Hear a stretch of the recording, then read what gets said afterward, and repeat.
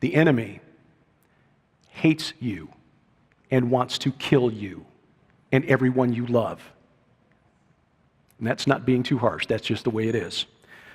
So the title of this talk, which is actually going to be the title, God willing, of a book that I hope to have out by the end of the year or early next year, The Great Inception, Satan's Psyops from Eden to Armageddon. Now the word inception indicates a beginning, which is appropriate. We are seeing the beginning of the end of history. I think Zach would agree with that. It comes from the title of a recent science fiction film starring Leonardo DiCaprio. His character in that film invented technology that allowed him to put information into people's dreams without their knowledge. The purpose was to get these people to act as though that knowledge was real. This is what is known as a psyop, a psychological operation. According to the U.S. military, the official definition of a psychological operation is a planned operation to convey selected information and indicators to audiences, to influence their emotions, motives, and objective reasoning. Now, here we go. That's the slide I wanted. These guys were masters at it. To influence their emotions, motives, and objective reasoning, and ultimately the behavior of governments, organizations, groups, and individuals. Interestingly, if you go look at the military's current dictionary of official terms, they'll tell you that the term psyop is now outmoded. It's now called military information support, which is itself a psychological operation. They don't want you to know that they're messing with the term because they don't want you to know that they're messing with your mind. They just want to mess with your mind. But anyway, the enemy that we face, sons of God who rebelled, supernatural entities, divine entities, variously called throughout history gods, watchers, demons, B'nai Elohim, spirit guides, ascended masters, even extraterrestrials have been waging a massive campaign of psyops against the human race for thousands of years. They have created a web of false religions, false doctrines, false histories, and especially false prophecies to deceive, delude, and destroy us. 3 points that I want to make during this talk. The supernatural realm is at war. The gods, small g, gods of the ancient world rebelled against the Creator, Yahweh. And this war was ignited by the fact that they reject the unique status that God gave the human race when He created us. This supernatural war began and will end on mountains. Those mountains are Eden and Mount Zion. And as I said, these enemies have been waging a psyop campaign against us since the very beginning. There's a movie that was out maybe 10, 15 years ago that draws a line from a short story written by a French author named Charles Baudelaire. Paraphrasing it, the greatest trick the devil ever pulled was convincing the world he didn't exist. Amen? Likewise, the powers and principalities that rebelled against God have lied about themselves. They've lied about God. They've lied about us. They've lied about the nature of the war we're fighting. They've lied about whether there is a war. And as a result, most people in the world, Muslim, Jew, and Christian, have such a poor grasp of this war, and especially of Bible prophecy, which is the only prophecy that's sure and can be trusted, that when the Antichrist appears on the world stage, he will be welcomed with open arms by Muslims, by our Jewish brothers and sisters, and by far too many Christians. So let's understand this clearly. The enemy doesn't care what we believe. Any lie will do, as long as you don't believe the one thing that's true. The only way to God, the way, the truth, the life, Jesus Christ. He is coming back. And when he does, the Bible tells us it is in the clouds with power and great glory. Anyone claims that he is Jesus Christ and you can see his shoes touching the pavement, he's a liar. Very simple test. This war is all about control of the holy mountain. Now, mountains have been holy throughout human history. There are sacred mountains all around planet Earth this very day.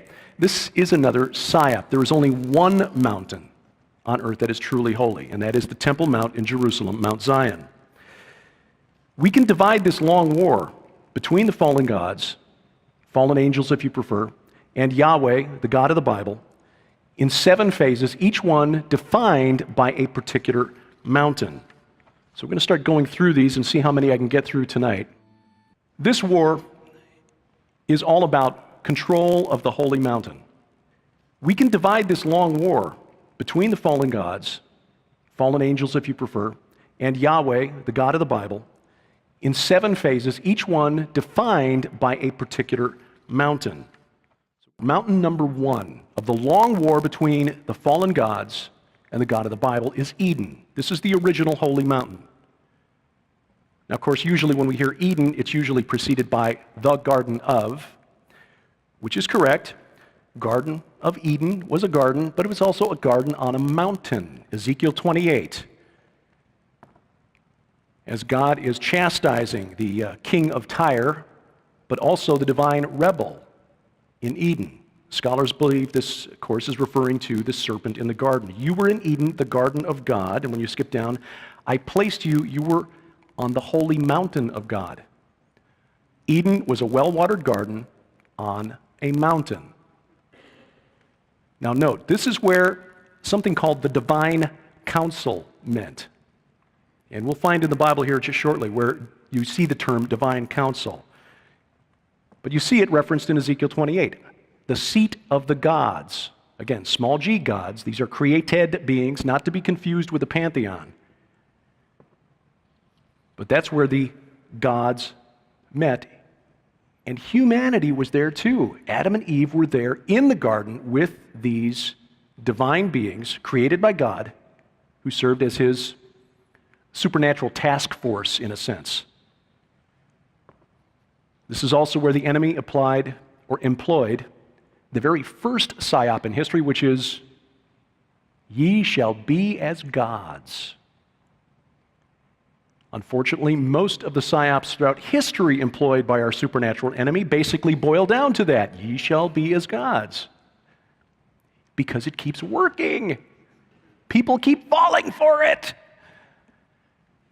Well, Adam and Eve fell for it. Did they become as gods? No. They got kicked out of the garden, off the mountain, and out of the divine council. Now, here's some of the stuff I had to cut out, which I think is pretty cool. Who was the serpent in the garden? Most of us assume that it was Satan, but the Bible doesn't actually say that. He's not mentioned in the book of Genesis. In fact, Satan in the Old Testament wasn't even a personal name. If you read the Hebrew, it's Ha-Satan, the Satan.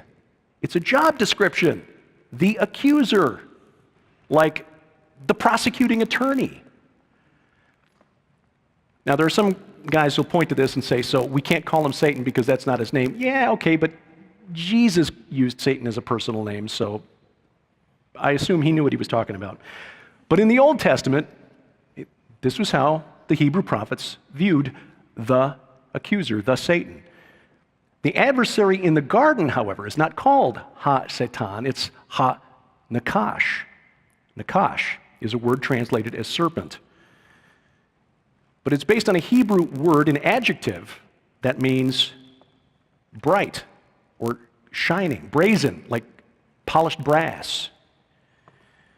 The noun, Nakash, can mean snake, but it also can mean one who practices divination, witchcraft. Okay? Now, in Hebrew, and I'm not a Hebrew scholar, I just hang out with guys who are, tell me that it's not uncommon for a Hebrew adjective to be converted into a noun. The official scholarly term is substantivized. So if that is what's happening here, where Nakash, the adjective, is being used as a noun, what you've got is a word that essentially means shining one.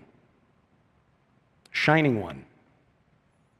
Which is consistent with the descriptions that we see of the Satan elsewhere in the Old Testament. For example, Isaiah 14, how thou art fallen, Lucifer, that passage. The translation that Jerome used when he translated the Hebrew into Latin, the Hebrew was Helel ben Shakar, meaning shining one, son of the dawn. So we've got a shining entity in the garden, not a talking snake, but perhaps of serpentine appearance. In Daniel chapter 10, Daniel was visited by a supernatural being, an angel. And that's what we're talking about here. An angel whose body was like beryl, his face like the appearance of lightning, his eyes like flaming torches, his arms and legs like the gleam of burnished bronze, like the Nakash. Now look at this. When the Israelites, following Moses out of Egypt, started complaining about their time in the desert, God sent entities to bite them. We're told they were fiery serpents, but the Hebrew, seraph, the root word is seraphim, Nakash. Seraph, Nakash, used interchangeably by Moses. Now, seraph, like I said, the root word of seraphim, which roughly means burning ones. Burning ones. In the book of Deuteronomy 8:15, Moses praises Yahweh for bringing the Israelites through the desert with its scorpions, its drought, and its fiery serpents. It's seraph Nakash. Isaiah, the prophet, mentions fiery flying serpents twice in his book. And in the famous throne room vision, where Isaiah says, "Here I am, Lord, send me," and a seraph comes, takes a coal, touches it to his lips. The seraphim in the throne room with God. So, when you put all this evidence together, and I know this is a little weird and speculative, but again, this is the kind of thing I think is really cool. It's in the Bible. What you get is not a talking snake at all, but you get a divine, supernatural entity, a burning entity perhaps, with glowing appearance, perhaps of serpentine appearance, Nakash meaning snake or serpent. Now, I bring this up now to plant a seed for later, so file a mental bookmark there.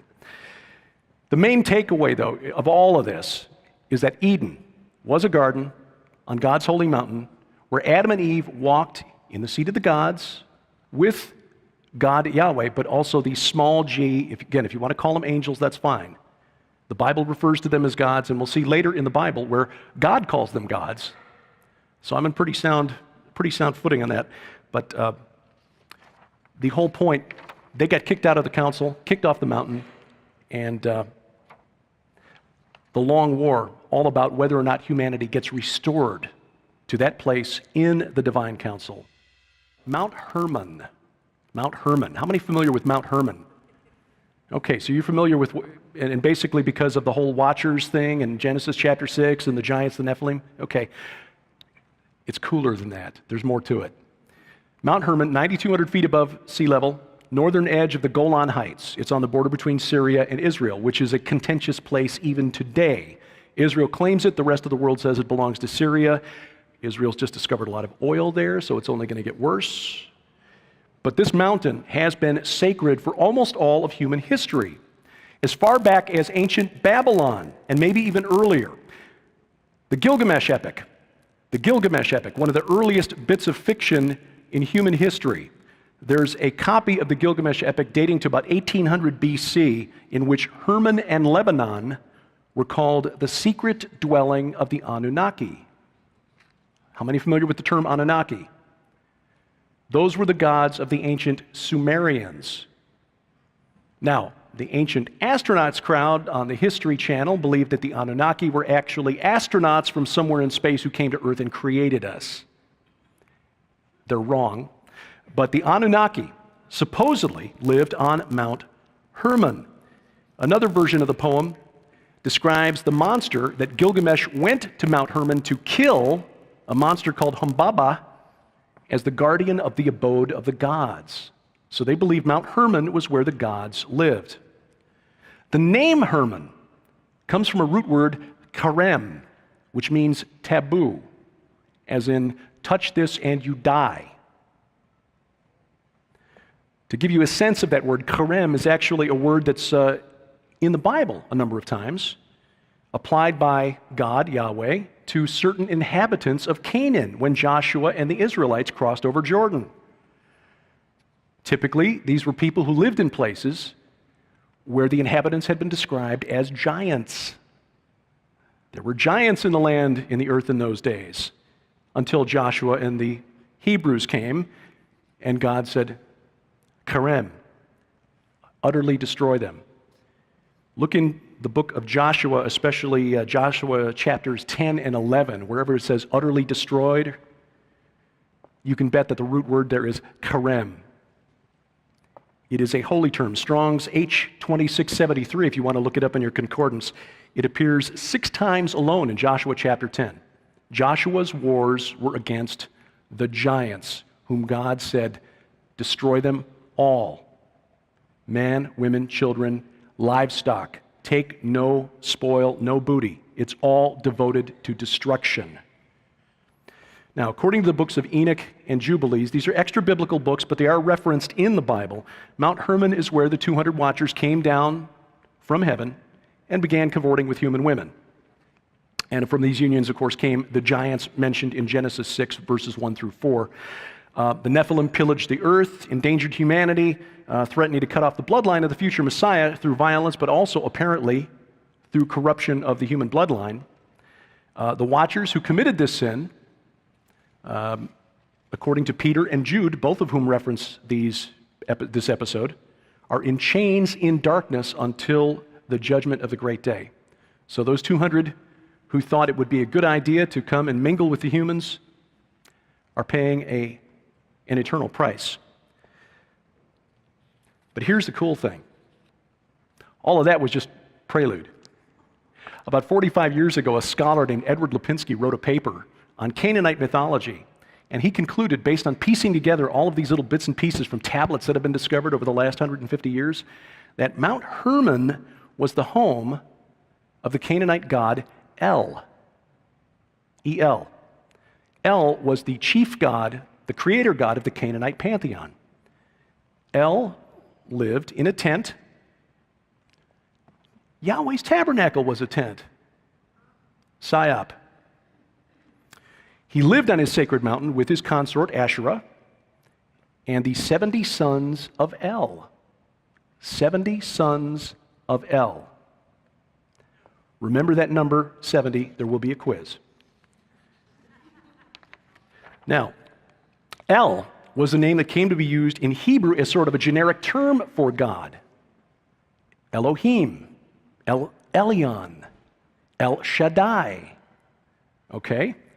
In fact, it is likely that the epithet El Shaddai, which possibly translates into God of the mountain, was first applied to the Canaanite god El. But in the book of Exodus, Yahweh tells Moses that it was by the name El Shaddai, normally rendered in English in our Bibles as God Almighty, that was the name that he used to introduce himself to Abraham, Isaac, and Jacob. This is Exodus 6, verse 3. It was by this name I made myself known to them. And then he revealed his name to Moses, Yahweh, Yad-He-Vav-He. This is why Jacob became known as Israel and not Israel, because it was El who made himself known. Same God, Yahweh, the God of the Bible, not the Canaanite God El. But that was how he made himself known to Abraham, Isaac, and Jacob. El was not Yahweh, Yahweh was not El. There are scholars out there today who think that we Christians are absolutely stupid because we don't know that we're worshiping a Canaanite God. I mean, it's so clear. It says El right there in the Bible. Don't they know any better? No. In the Canaanite pantheon, El was a figurehead. If you had to pick a word to describe El in the Canaanite pantheon, it would be semi-retired. He basically let the other Canaanite gods do whatever they wanted. Oh, you want to kill Baal and take over the... Okay. Baal, you want to kill the god of the sea over here? Okay. He was not a very active... He's what they call otios, scholarly word, just so they know that I know what I'm talking about. But that is not the God of the Bible. Yahweh in the Bible was a God of action, a God who made things happen. He was in control. He created it all, and it all happens according to His plan and His design. He created us all with free will and created our supernatural enemies with free will as well. But it's all going according to His plan. El was like the way a lot of Christians view God today. Now, when we think about it, kind of wound it up and he's just letting the clock run out. The psyop here with the Watchers episode, where these 200 angels called Watchers, who wanted to mingle their seed with that of humans, was the same one from the garden. You shall be as gods.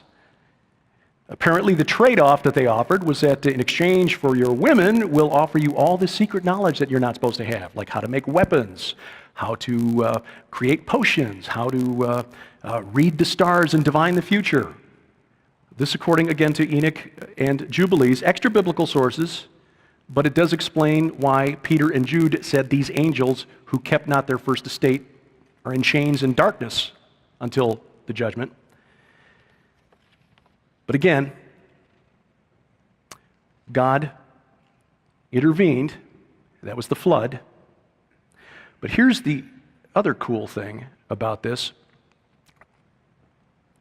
We're starting to get into some of the archaeology now. The Mesopotamians knew about the Watchers before the Hebrews. This was not something that Moses invented to explain something weird in the Bible. It wasn't that Moses was trying to figure out, how am I going to fill another chapter of Genesis here between what Zach was talking about last night, the chapter between the bloodlines, the genealogy, and then getting back to the action. The Mesopotamians knew of these Watchers. They called them the Apkallu. The Apkallu. These were created by the Sumerian god Enki. They were the bringers of civilization to humanity. They were wise men. The word Apkallu, it's like many words in Sumerian, it's a compound word. It comes from the Sumerian words Ab meaning water, Gal meaning big, and Lu meaning man. Big water man or water big man or something. As you can see, the fish guy there in the top right corner, just one of the ways they were represented. They were often represented either as that strange fish-like creature, as the one next to him with the wings, which is sort of like the picture on the left there, or as the hawk man you see in the bottom right. These were divine beings. At least they were before the flood. And this is where it gets interesting. See, the Mesopotamians, the Sumerians, remembered the flood. And before the flood, there were 7 of these Apkallu. After the flood, there were 4. But the ones after the flood were only partly divine. They could mate with humans, just like the Watchers. And interestingly, in the Babylonian period, which is a little later than Sumer, the chief god of Babylon, Marduk, banished the Apkallu to a place called the Abzu, which was an underground water, subterranean water beneath the temple for the god Enki. He banished them there for bringing the flood. Again, another psyop. The chief god, false god, of Babylon, blaming the flood on these Watchers, Apkallu, and then banishing them to the Abzu forever as punishment. The last one of this group, the last in the line of Apkallu, these Watchers, was called Lunana. He was remembered as being 2/3 Apkallu, 2/3 God, 1/3 human. This matches the status of Gilgamesh, who was the hero of the very oldest epic poem that survives to this day. Gilgamesh was a king of an ancient city called Uruk in Sumer. Gilgamesh was supposed to be 2/3 divine, 1/3 human. And in fact, he is credited with bringing back knowledge that had been buried underneath the waters of the flood. Gilgamesh, remembered on one cylinder seal, which is how they marked their cylinders, their clay tablets when they had to send official letters back and forth. Gilgamesh was remembered as the Lord of the Apkallu, the guy in charge of the Watchers. But here's the thing that I think is fascinating. In 2003, an archaeological team from England believes that they found the tomb of Gilgamesh. He was a historic person. He really lived. It was beneath what would have been the Euphrates River back in the day. It's changed course over the years, but they found the tomb. Unfortunately, they found it about a month after the U.S. military invaded Iraq, which put a stop to that work, and they haven't been able to go back to the site since then. Well, scholars have known for years that there have been parallels between the Mesopotamian accounts of ancient history and the biblical accounts. Of course, scholars, buying into the Psyop, believe that it means the Hebrews, alone among all of the cultures of the world, had to steal their religion from another culture. They believe that all of these parallels mean that the Hebrews just copied their religion from Mesopotamia. Enoch was similar to an antediluvian king by the name of Enmeduranki. Noah was remembered in the Mesopotamian stories as either Utnapishtim, Ziusudra, or Atrahasis, depending on which culture was writing the story. But these accounts, again, part of this supernatural psyop. The enemy, the fallen angels, rebelled against God, twisting the story so that we get a lie. Gilgamesh, the Gilgamesh epic, portrayed as a mighty warrior, 2/3 God, 1/3 human, has adventures, slays monsters, notably the monster Humbaba, or Huwawa, who was supposed to protect the secret abode of the gods. In a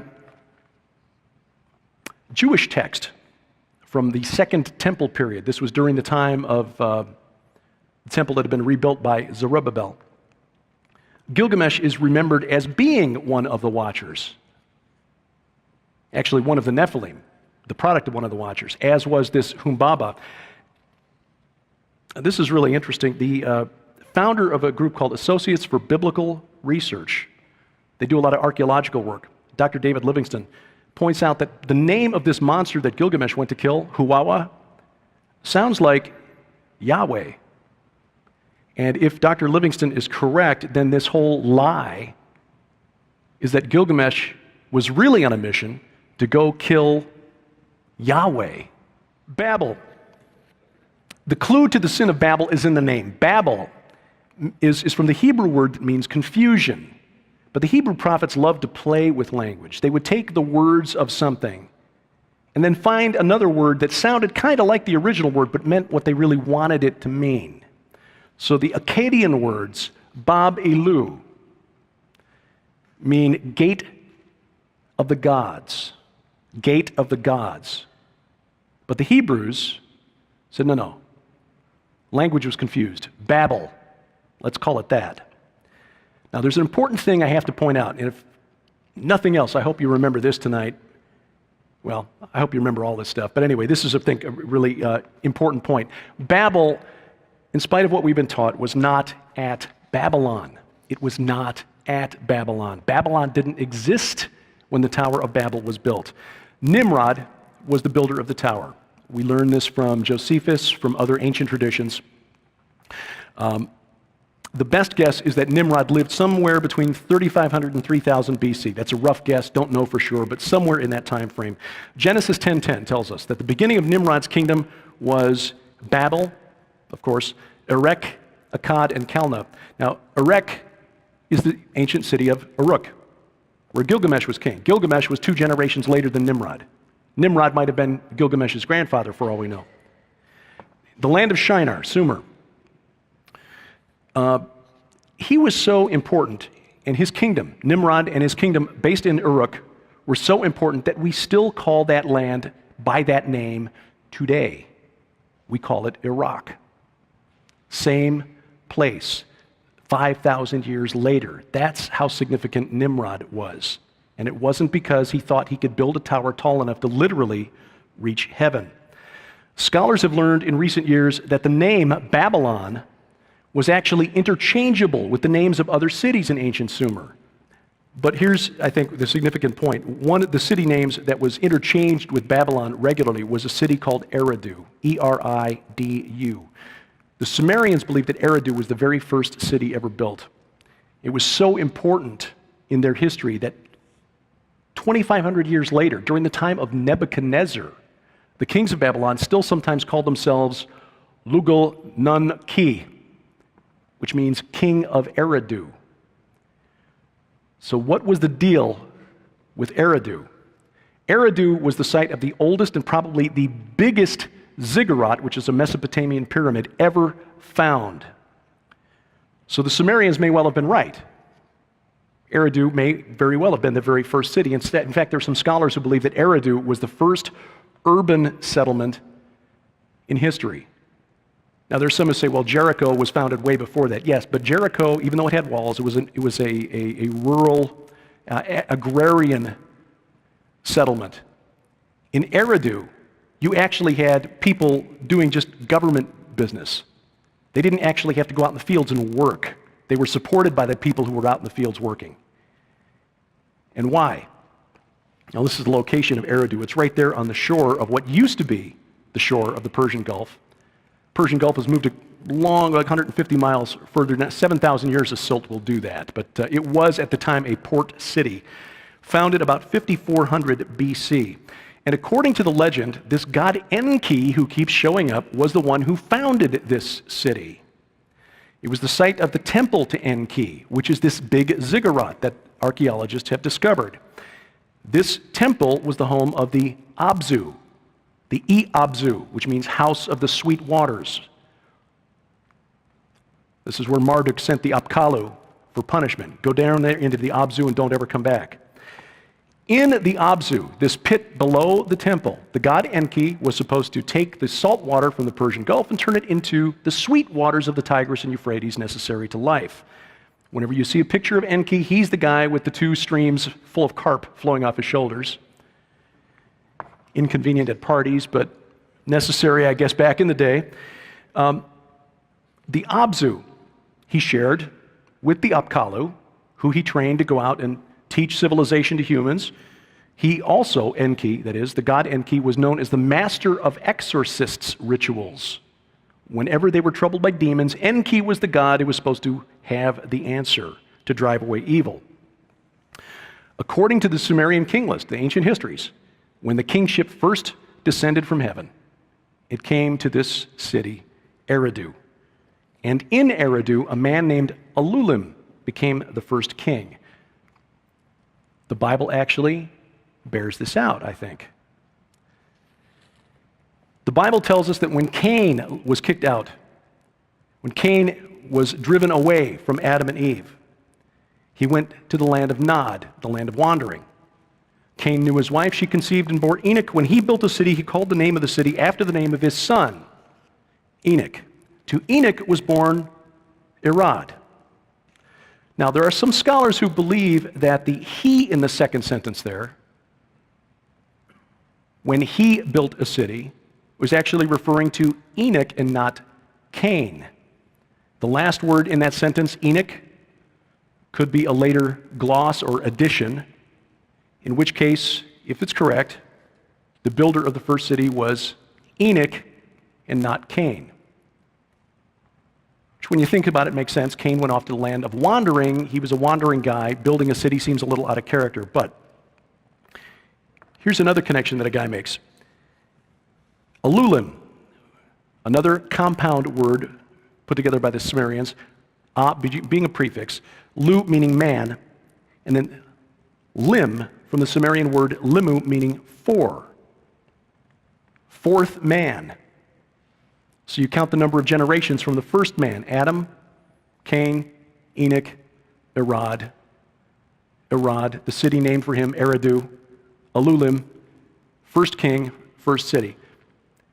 Just a biblical curiosity. I'm not going to die on this particular hill, but I think it's fascinating that this city, home of the temple to this god Enki, perhaps built by the son of Cain for his son. Now, what about that ziggurat there? The Abzu, home of Enki, source of the sweet waters. Enki, also a compound word. En means Lord. Ki was a Sumerian word that means earth. So Enki, Lord of the earth. Do you remember Jesus calling somebody the ruler of this world? Paul calling somebody the God of this world? Again, file a mental bookmark there. Oh yeah, Abzu. It's the word from which we get the word abyss. Another piece to the puzzle here. The historical Nimrod. He was the second generation after the flood, the second Sumerian king after the flood of the city of Uruk, which was Nimrod's kingdom, was a man named Enmerkar. Enmerkar is also a compound word in Sumerian. En means Lord, Kar means hunter, as in Nimrod, a mighty hunter before the Lord.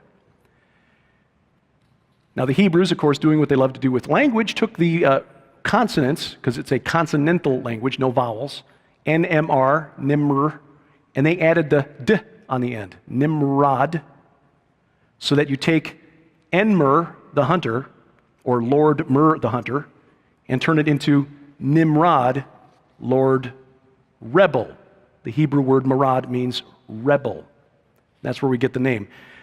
Now, there's a poem from about 2000 BC called Enmerkar and the Lord of Aratta, A-R-A-T-T-A.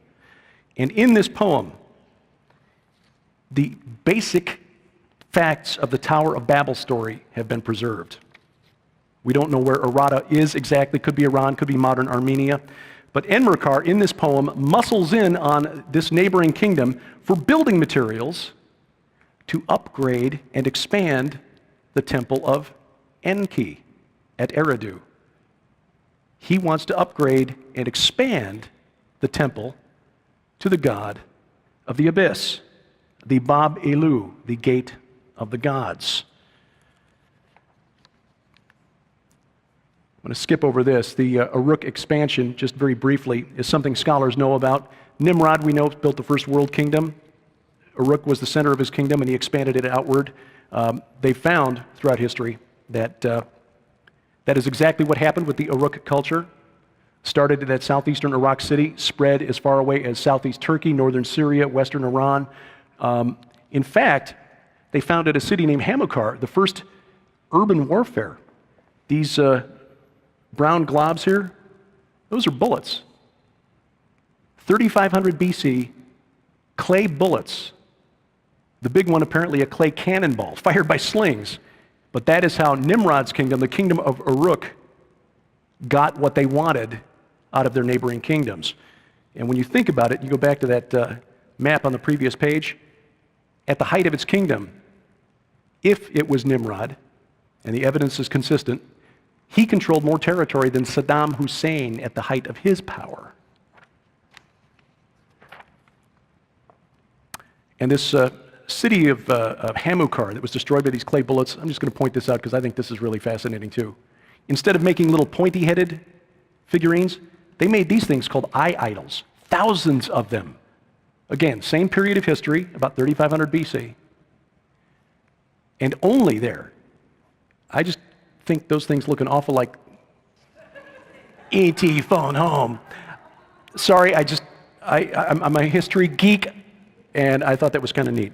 Again, not saying they were ETs, I'm just, again, what inspires you to make thousands and thousands of things that look like this?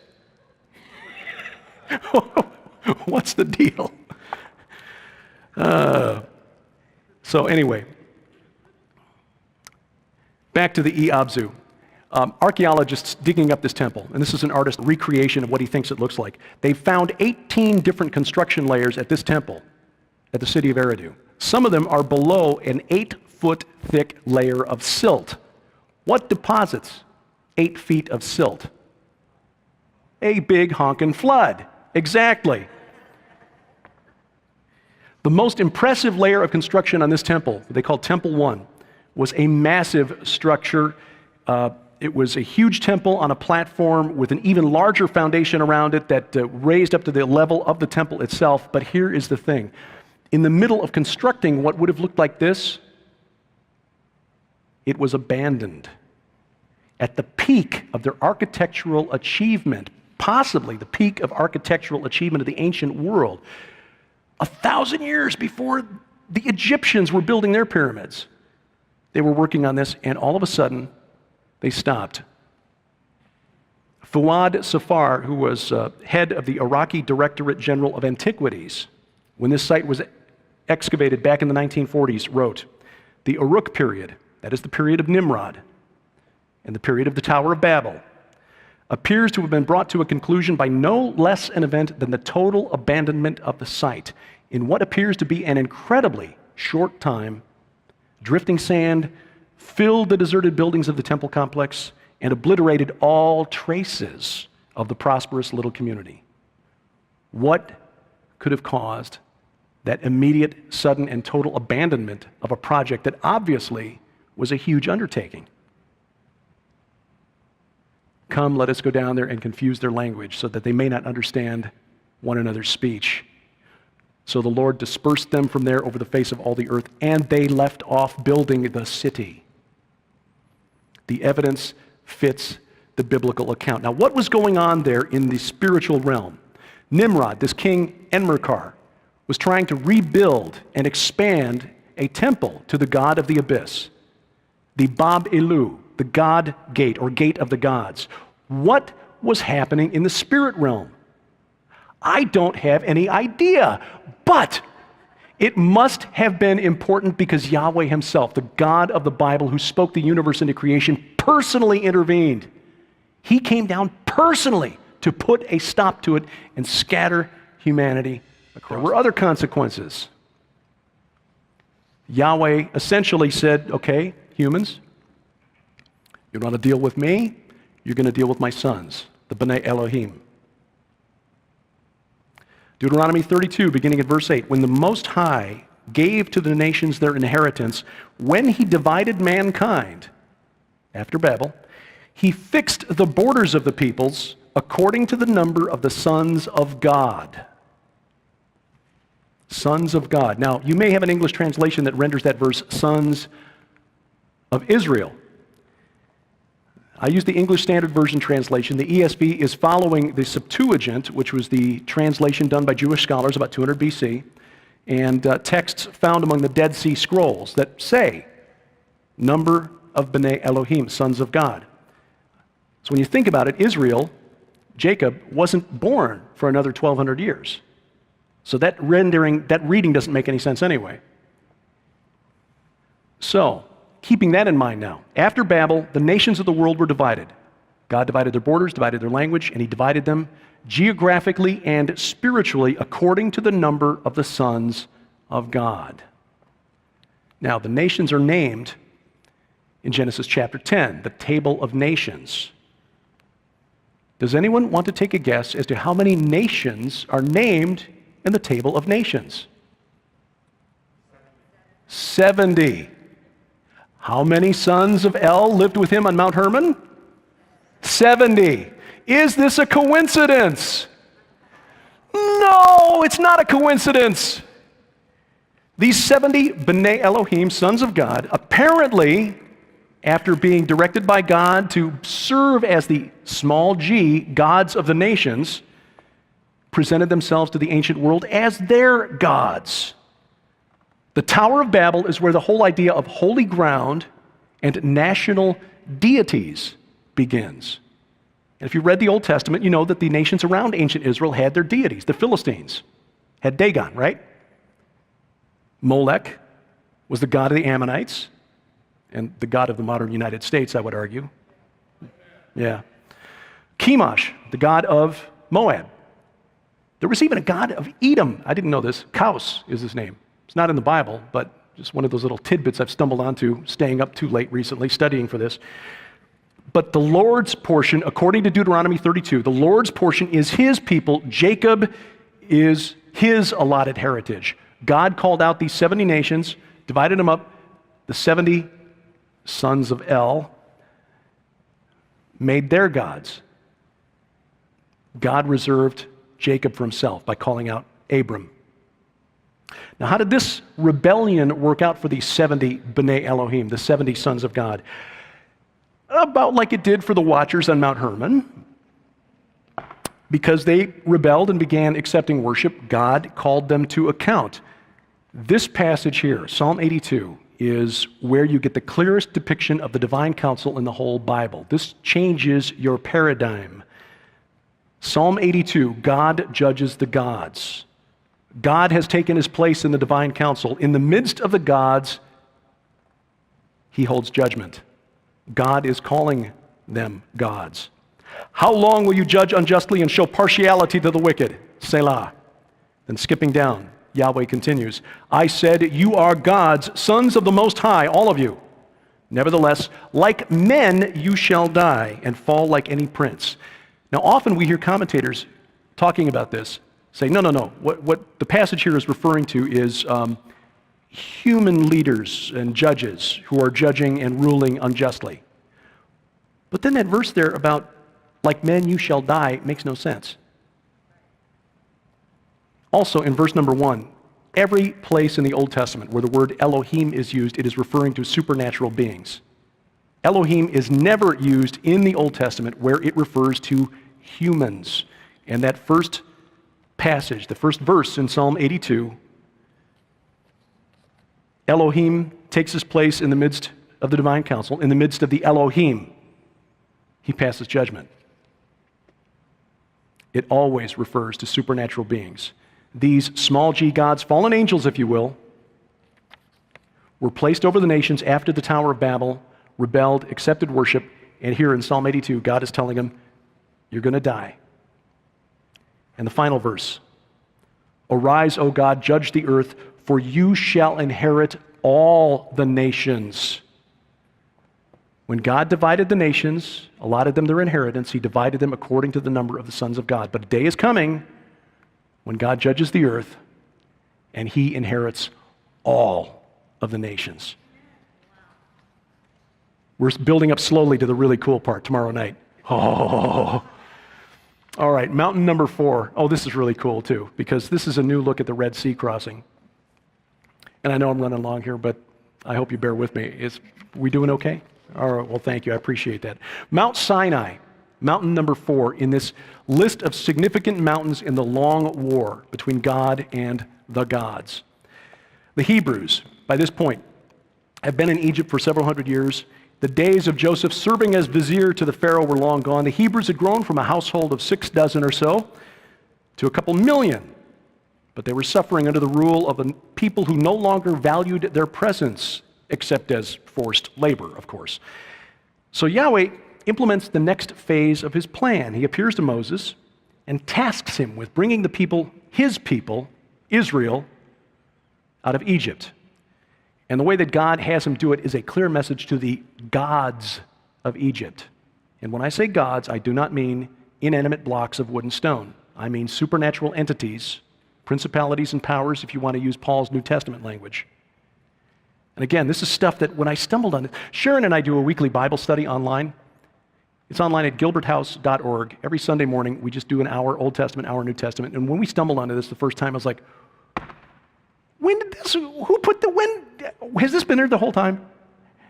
Because when you see it with the idea and read it with the idea that we're dealing with literal entities here, it makes more sense.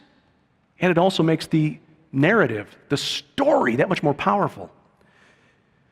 Now, of course, you know about the plagues that God sent to Egypt, and there are some Bible studies you can find online that will try to identify the specific gods of Egypt that were targeted by each one of those plagues. I respect some of the teachers who teach this. Chuck Missler is one, for example. But I respectfully disagree. I think the bigger thing is coming. Some of the gods that you really have to stretch to get some. I mean, the gods of lice in Egypt. There is a point there. I mean, it was a message, but the real message was yet to come. In Exodus 12:12, Yahweh made it very clear that he was putting a literal smackdown on the gods of Egypt. Exodus 12:12, for I will pass through the land of Egypt that night, and I will strike all the firstborn in the land of Egypt, man and beast, and on all the gods of Egypt I will execute judgments. Do you think it was likely that God was telling Moses, tonight I'm going to go through and bust up all of these inanimate blocks of wood and stone? What would be the point? What do you think was it that gave the magicians of Pharaoh the power to turn their staffs into snakes? There were supernatural entities working for them. They're gods. And God said, tonight, when I go through the land, I will execute judgment on all of their gods. Now think about that. Think about all of the stuff that we hear about Egyptian gods. Our daughter learned about the Egyptian gods in mythology in school and thought that was so cool. Oh, Osiris and Horus and Isis and Ra and all of this is so cool. Yahweh kicked their tails. Now look at Exodus 14, and this part was the one that really got me, and I thought this was really, really awesome. Exodus 14. I had never heard this talked about in a study of the Red Sea crossing. Tell the people of Israel, God tells Moses, to turn back, and encamp in front of Pi-hahiroth between Migdol and the sea in front of Baal-Zephon. You shall encamp facing it by the sea. Now, this begs a few questions. First of all, imagine being the last guy in the Israelite column and you looking back over your shoulder at the clouds of dust coming up from the chariot wheels, from the Egyptian army, the baddest military in the ancient Near East, and the word comes from the front of the column. Yahweh said what? We got to turn around? Because that's what that phrase means. Turn back, turn around. Turn around. I want you to go to this specific place and you're going to camp all night. And I want you to camp facing Baal-Zephon. Now, what is Baal-Zephon?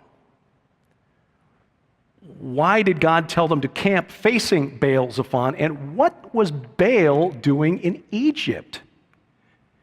Baal was a Canaanite god, right?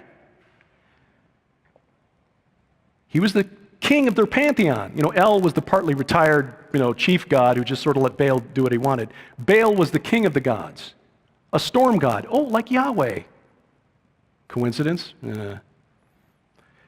But, and this is where the archaeologists and the historians know stuff that we should know in church. For a period of a couple hundred years called the Second Intermediate Period in Egyptian history, roughly 1750 to about 1550 BC, a group of Semitics called the Hyksos. The Hyksos ruled northern Egypt. Now this is a Hellenized or a Greek form of words that in Egypt or Egyptian meant rulers of foreign lands. They moved into the Nile Delta, northern Egypt, which for odd reasons is actually called Lower Egypt. That's because the Nile flows that way. Yeah. They took over, they settled in a city called Avaris. And they worshiped Baal. They brought their architecture with them. They brought their pottery with them. They brought their god with them. Baal was the chief god of northern Egypt for about 400 years. Now, this blew my mind finding out that there were Semitic people, possibly cousins, Canaanite anyway, in Egypt at the time of the sojourn, while the Israelites were in Egypt. In fact, during this period of history, there was an Egyptian king, a pharaoh, whose name was Jacob. Did you know that? Jacob. Technically, on his little scarab, it was Jacob Har. Har meaning mountain, Jacob of the mountain. Probably not that Jacob, but the point is there were Semitic people who controlled northern Egypt during this period. Now, we don't know if the Hyksos were still there when the Israelites left during the Exodus, but we know that they came, they brought their God, and their God stayed there for a long time. Also, and this is really interesting, Baal was identified with the Egyptian god Set, or Seth. Now, Set, we know today, or we think of him today, as the evil Egyptian god who got the drop on his brother Osiris and cut him up into 14 pieces. But he wasn't always a bad guy in the Egyptian pantheon. In the early days, Set was actually the assistant to the sun god Ra. He got up there on the solar boat every night before it went over the horizon because the evil serpent Apep was going to eat the solar boat if Set didn't stab him first. But later in Egyptian history, because Set was the god of storms, he was the god of the desert, he was the god of foreigners, and later in Egyptian history, after they'd been conquered by the Nubians and the Assyrians and the Persians, all within about 200 years, the god of the foreigners wasn't quite as welcome around the pyramids, if you know what I mean. But he was identified as one and the same as Baal. Baal, Set, same god. And his worship continued in northern Egypt for at least 400 years. And we know this because there was a stela set up by Ramses II, Ramses the Great. You know, Yul Brynner. He set up this stela on the 400th anniversary of Set doing something. We're not sure what it was, but it's possible that if it's pointing back 400 years from the reign of Ramses the Great, it was around the year 1750 BC. So it could mark 400 years from the arrival in Egypt of the god Baal/Set. Just at the time the house of Israel shows up and settles there. Coincidence? Coincidence? No. I don't know about you. I'm not a coincidence theorist. No, I don't use that. No. Conspiracies, yes. Coincidences, no. And when Yahweh brings the Israelites out of Egypt, he orders them specifically to turn around and camp all night facing a place sacred to Baal, Set, this place Baal Zephon, specifically so they could cross there. Did I mention that 500 miles north of the Nile Delta was a mountain called Mount Zephon? Any guess as to whose sacred mountain that was? Baal? Coincidence? No! This was a supernatural smackdown! Think about it. Yahweh said, turn around. I know you've got the baddest army in the Middle East coming after you.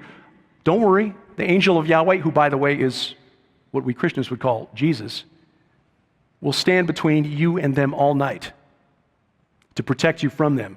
But you're going to camp all night facing this place that's sacred to Baal and named for his holy mountain that's 500 miles away. Baal was the god of maritime navigation. In the Canaanite pantheon, the Canaanite mythology, Baal defeated the god Yam, who was the chaos god of the ocean. So Baal was the master of the sea, the master of the ocean, the master of maritime navigation. And Yahweh says, watch this. Wall of water on the right, wall of water on the left. Israelites walk through. This was a called shot like Babe Ruth in the 1935 World Series. Next one's over the center field fence. Baal, chief god of Canaan. That's my holy land. And my people are coming. And we're going to take it.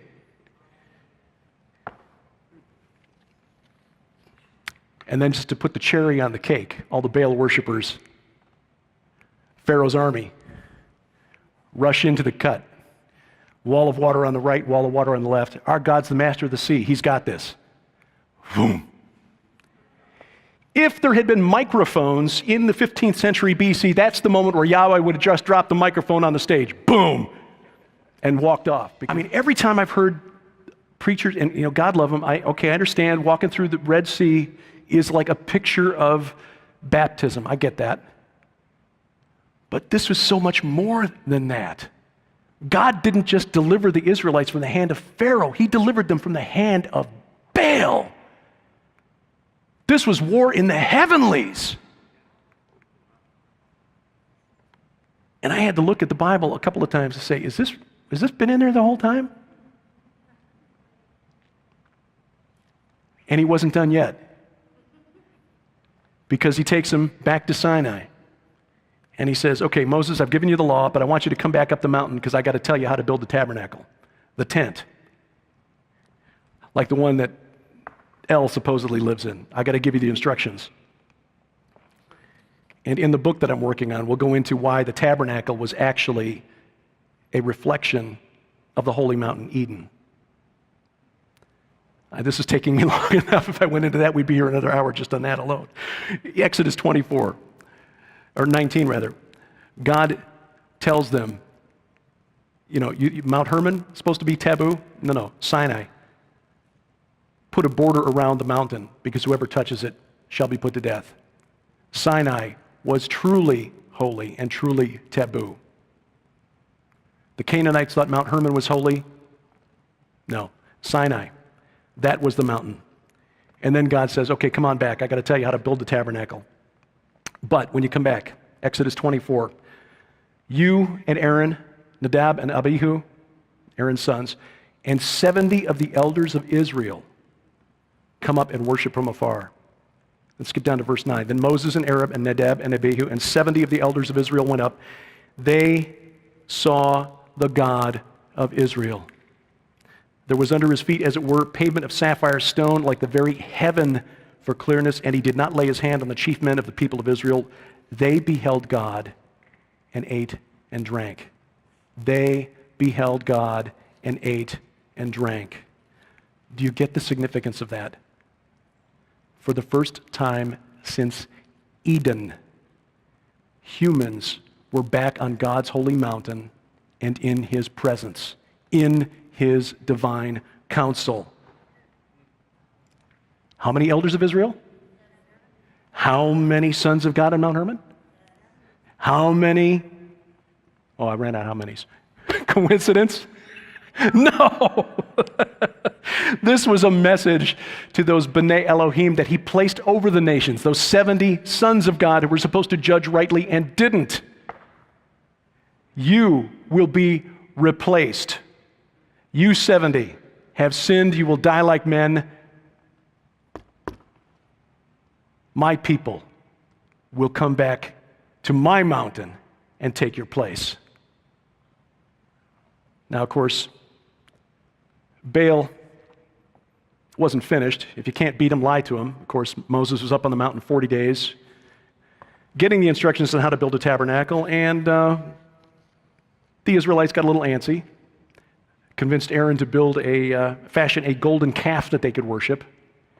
And if you read that passage, it's actually comical. Aaron says, I don't know what happened. I built a fire and this thing just kind of jumped out. It wasn't me.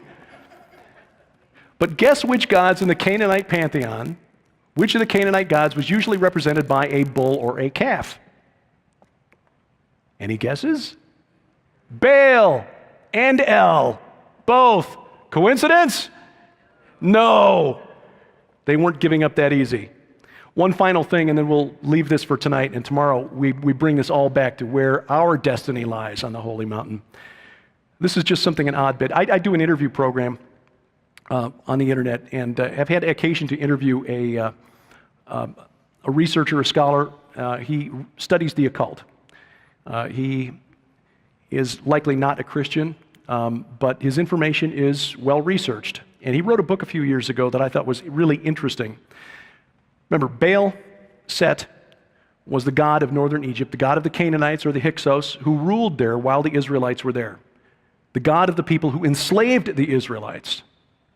Baal, who was the chief thorn in the side of the Israelites all the way until the days of Jesus. Set was also identified with the Greek god of chaos named Typhon. Now, Typhon was supposedly the baddest of the giants in Greek mythology. He was the son of Gaia, the earth, and Tartarus, hell.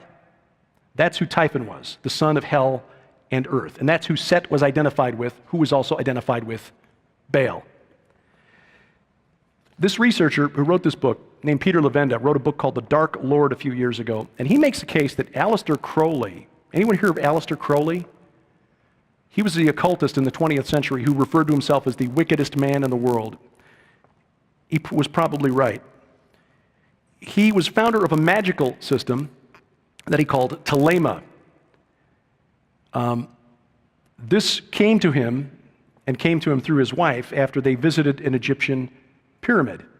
And suddenly she was downloaded all of these rituals for this magical system that he called Thelema. Well, his work was taken by a guy named Kenneth Grant, who modified it and called it the Typhonian tradition.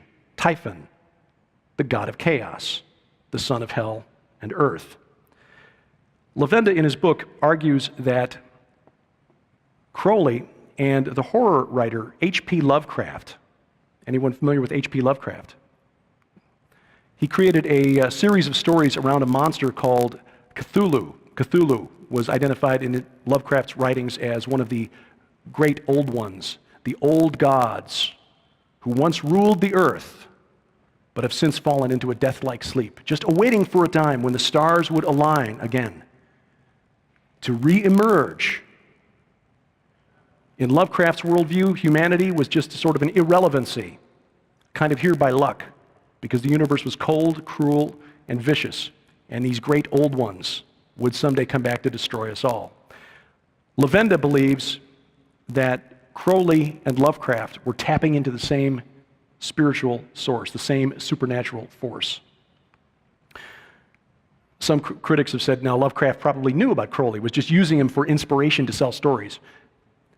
Lavenda checked, and doesn't appear that Lovecraft really even knew who Crowley was. But there are some really weird parallels between the rituals of Crowleyan occult magic and the stories written by H.P. Lovecraft. And if that is the case, then this octopus-headed thing here, which represents Lovecraft's vision of Cthulhu, the chief of his great old ones, may represent Set, the god of Crowley, the god identified with Set, the god identified with Baal, the god who tried to kill the Israelites to prevent the Messiah from coming. The god, if we stretch it all the way back, and again, I'm speculating here because we cannot know what these supernatural entities are telling us is true and how much is lie. But if we take it all the way back to ancient Sumer, perhaps the god of the abyss. That's our enemy. Don't know that that's what he looks like, but that's the concept. And I will say again, these entities who rebelled against God, if you call them gods, fallen angels, whatever you want to call them, they truly do hate us. They want to kill us. And they want to kill us because God has a plan for us that restores us to his family, to his council, on his holy mountain. We will talk about the next couple of mountains and then how the future may play out as we head back to Eden, as we head to Zion tomorrow night. This mountain was known to the ancient Canaanites as the place where Baal's palace was located. Mount Safan is today, it's called Jebel al-Aqra. It's on the border between Turkey and Syria on the Mediterranean coast. Pretty impressive. It's about 5,800 feet, more than a mile tall. It was the home of not just Baal, but the god who really should be identified with Baal for the other cultures around it. To the north, in what is now Turkey, you had the Hurrians and you had the Hittites. To the Hittites, this mountain was holy to their storm god Tarhun. To the Hurrians, this mountain was sacred to their god Teshub. Same god, different names. It was also sacred to the Greeks. They called it Mount Casios. And they worshiped a god there named Zeus Casios. Baal was Zeus. Was also Jupiter. Jupiter Cassius. In fact, they found an amulet dedicated to Jupiter Cassius from the 4th century AD in Germany. This god Baal was a big problem because he was around for a long time. Came to Egypt at the same time as the Israelites, about 1750 BC, was still causing problems in the Holy Land in Jesus' day. Also known to the Amorites as the god Amuru. Even the Sumerians knew this god. They called him Ishkur. This was a prominent deity. Interestingly, like Yahweh in the Old Testament, he was described as a storm god, a rider in the clouds. And as I said last night, a lot of contemporary scholars, people living today, scholars, think that we Christians are fools because we don't realize that we're actually worshiping a Canaanite god. That's the Psyop. The stories that the ancients got from these deities that had rebelled against Yahweh was a lie. But they recorded those lies as their mythology, their stories. And now the last 150 years, modern scholars have found these tablets, translated the tablets, and come to the conclusion that the Hebrews stole their religion from the Sumerians and the Canaanites. Like I said, it's like getting the same story from two different news networks, Fox or Al Jazeera. And who are you going to trust? Mount Zaphon was so important in this culture, in ancient Israel. And in the Old Testament, you see it over and over again, the trouble that Elijah had with the prophets of Baal. They were such a problem that the word for this mountain, Zaphon, actually entered the Hebrew language as the word for the compass point north, because that's where their mountain was located. It was in the north of what is now Syria, to the north of Israel. So every time you say north in Hebrew, Zaphon, you're saying the name of Baal's holy mountain. All right, there's a picture of Mount Zaphon. And now let's look at Isaiah 14, because this is where the stuff really starts getting interesting. Isaiah 14 in the King James is an example of when you substitute the proper name Zaphon, the name of the mountain, for north in the Bible, the passages take on a very surprising new meaning. In the King James, Isaiah 14, verses 12 and 13, "How art thou fallen from heaven, O Lucifer, son of the morning? How art thou cut down to the ground, which didst weaken the nations? For thou hast said in thine heart, I will ascend into heaven, I will exalt my throne above the stars of God." And the stars in the Old Testament, meaning the angels of God, those who remain faithful. The key verse, "I will sit also upon the mount of the congregation in the sides of the north." Mount of the congregation, mount of the assembly, holy mountain. That's what we're talking about here. Lucifer wanting to establish his mount of the congregation in the sides of the north. Have you ever wondered what sides of the north actually means?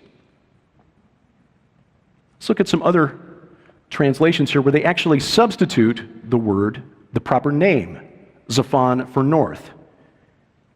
In the NIV, that verse reads, "I will sit enthroned on the mount of assembly on the utmost heights of Mount Zaphon," Baal's holy mountain. The New English Translation, the Net Bible, "I will rule on the mount of assembly on the remote slopes of Zaphon." There are a number of English translations where the translators recognize what's going on here. This is Lucifer. In the Hebrew, named Helel ben Shakar, which means light bringer or shining one, son of the dawn. Again, we've got that motif of the glowing, shining, divine being, an angel of light, wanting to establish his holy mountain as supreme in the cosmos. Which mountain? Mount Zaphon. Let's go to Mount number 6. This is the ultimate prize. Mount Zion. Mountain number 6 of 7 in this long war. This is the mountain that Yahweh, God, has claimed for his own. This is the Temple Mount in Jerusalem. Now, as mountains go, Mount Zion really isn't all that impressive. It's 2,430 feet elevation, less than half the height of Mount Zaphon, about a third the height, actually almost a quarter the height of Mount Hermon. It's not even the highest point in Jerusalem. The western hill in Jerusalem, which, by the way, they call Mount Zion today, it was not the original Mount Zion, But the western hill is 80 feet taller. So sometime in the first century, the Jews thought, this is a taller mountain. This must be where David's palace was. So let's call this Zion. But the Temple Mount, the site of all of the fighting today, where the Muslim authorities, the Waqf, don't want to allow Jews or Christians or anybody but Muslims to access the mount, that is Mount Zion, and that is the prize. This is where God will reign forever. This is what he has chosen as his holy mountain. And the Hebrew prophets knew that Zion was being compared to these other holy mountains by these false gods, these small g gods, these gods who had deceived the nations around ancient Israel. They knew about those competing claims. But you know what? Yahweh conquered Mount Hermon. And this is in the Bible. This is so cool. Psalm 68. O mountain of God, beginning at verse 15, mountain of Bashan. Bashan, said last night, that's that area, the Golan Heights we call it today. The border between Israel and Syria. Mount Hermon is right there. O many-peaked mountain, mountain of Bashan, why do you look with hatred, O many-peaked mountain, at the mount that God desired for his abode? Yes, where the Lord will dwell forever. Now, Mount Hermon is in a chain of mountains. It's just the tallest peak in what they call the anti-Lebanon mountains. So the many-peaked mountain is Hermon. Now, verse 15, which reads, O mountain of God, mountain of Bashan, it looks a little weird because if there's an exact opposite to the mountain of God, that would be Mount Hermon. But the Hebrew translated mountain of God, Har Elohim. See, Elohim is one of those words like deer or sheep. It can be singular or plural depending on the context. So when you read Har Elohim this way, O mountain of the gods, mountain of Bashan, it makes more sense. Because that's the message here. This is a mountain that had been claimed by El and the 70 sons of El as their holy mountain. The writer of the psalm is saying, why are you looking with jealousy on the mountain where God will dwell forever, Mount Zion? And then you go to verse 17. The chariots of God are twice 10,000, thousands upon thousands. The Lord is among them. Sinai is in the sanctuary. God's holy mountain Sinai had traveled with the sanctuary when they came from Sinai and conquered Canaan. Verse 18, you ascended on high, leading a host of captives in your train. You see what happened there? Yahweh went to the mountain of Bashan, Hermon, assaulted it with his chariots, thousands upon thousands, and is now ascending on high, leading captives away from the conquered stronghold of Bashan. Bashan was known in the ancient world, not just in Israel, but the ancient Canaanites knew that Bashan, that region, the Golan Heights, was where the entrance to the underworld was located. In fact, in the Canaanite language, Bashan, again, I'm not a Hebrew linguist, but I happen to be friends with one, so they pronounced it Bathan, different pronunciation, and Bathan means place of the serpent.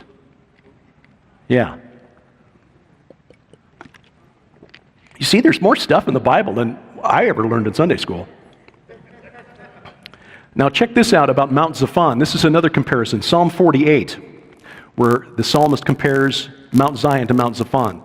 Great is the Lord, and greatly to be praised in the city of our God. His holy mountain, beautiful in elevation, is the joy of all the earth. Mount Zion in the far north, the city of the great king. Now again, Zion isn't much of a mountain, not even the tallest hill in Jerusalem, and it sure ain't in the far north. So what's happening here is he is comparing, the psalmist, Zion to Zaphon, and appropriating, taking the imagery associated with Mount Zaphon in the far north and applying it to Zion.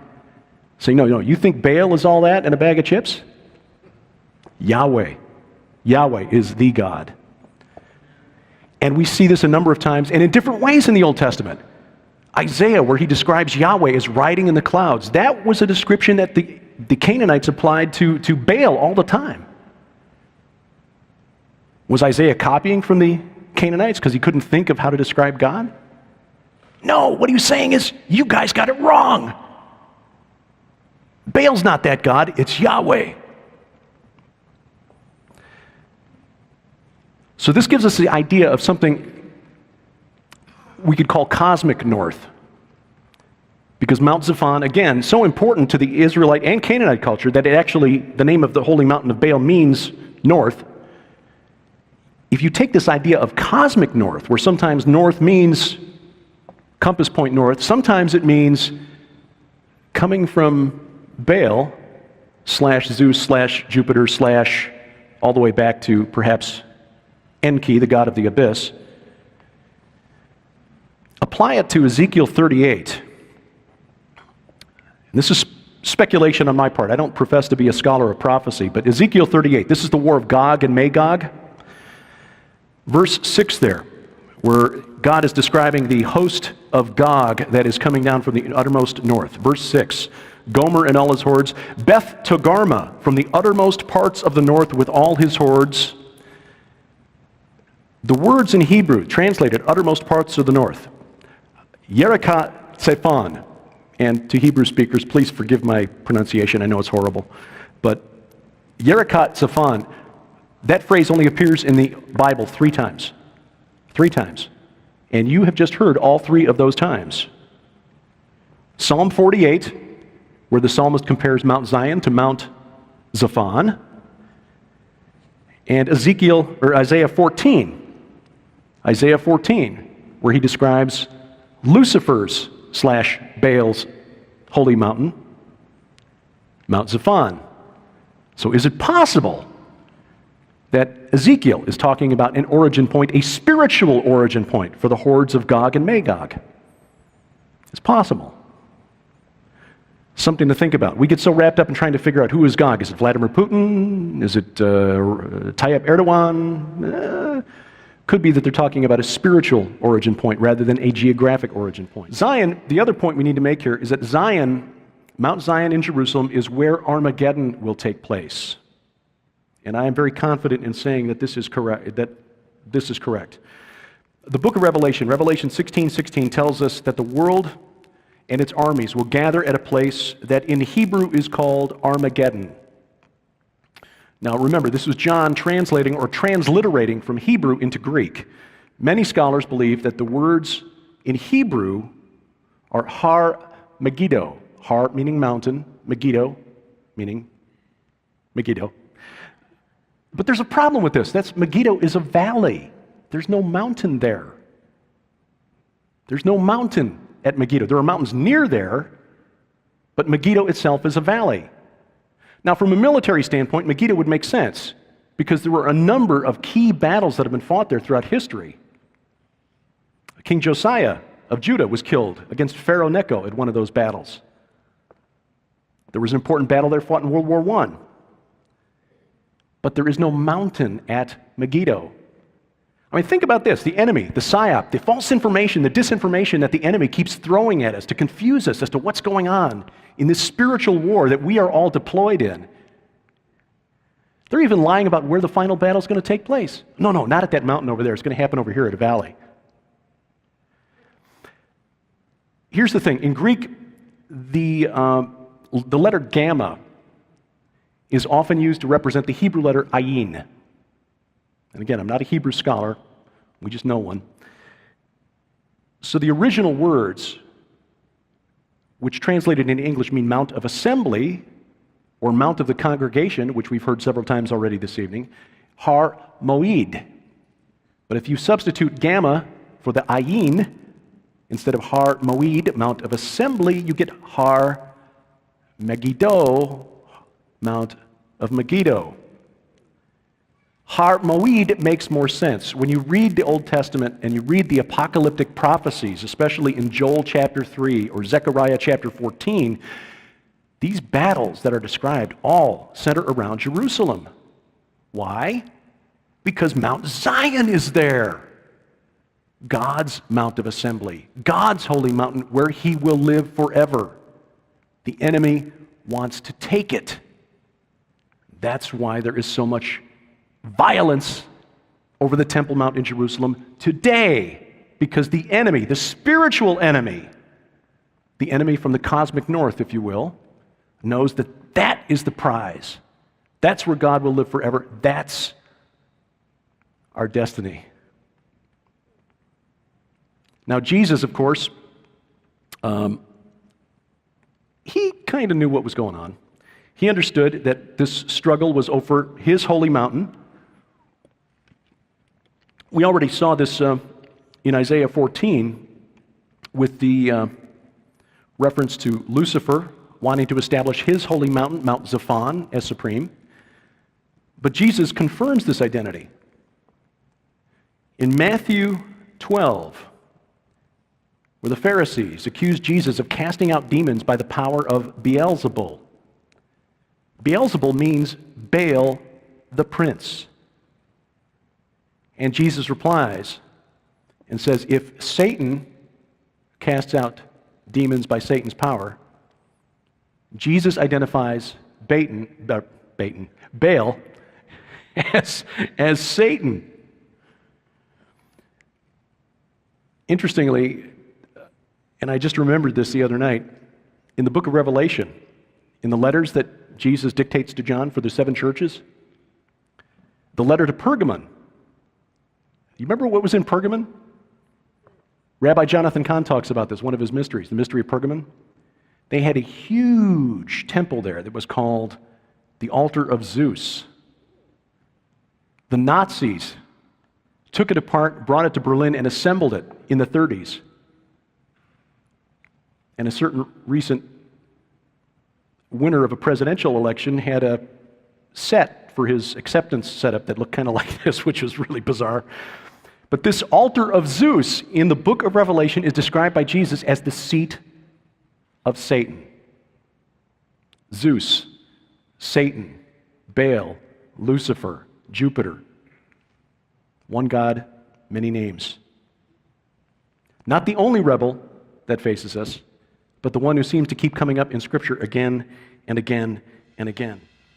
A few other points from the New Testament. When you're reading the Bible and understanding that this is a literal spiritual war against evil intelligences who want to kill you and your family, and I'm not talking physical death, talking second death, lake of fire. That's what they want for us. We're all going to shed these mortal shells, which is good because I'm really hoping for an upgrade. And promised one too, so that's what I'm putting my hopes on. Technology? Meh, I don't want to be a head in a jar. But there are things in the Bible that jump out at you when you start reading it with this mindset. A big part of Jesus' ministry was casting out demons. Now, we don't really see anything about demons in the Old Testament, do we? It's not really a ministry that the prophets were engaged in. But remember last night we talked about the concept of holy ground and God telling Moses very carefully, put a boundary around Zion. Put the velvet ropes around Mount Sinai so nobody touches it, because if they touch it, they will die. It is holy ground.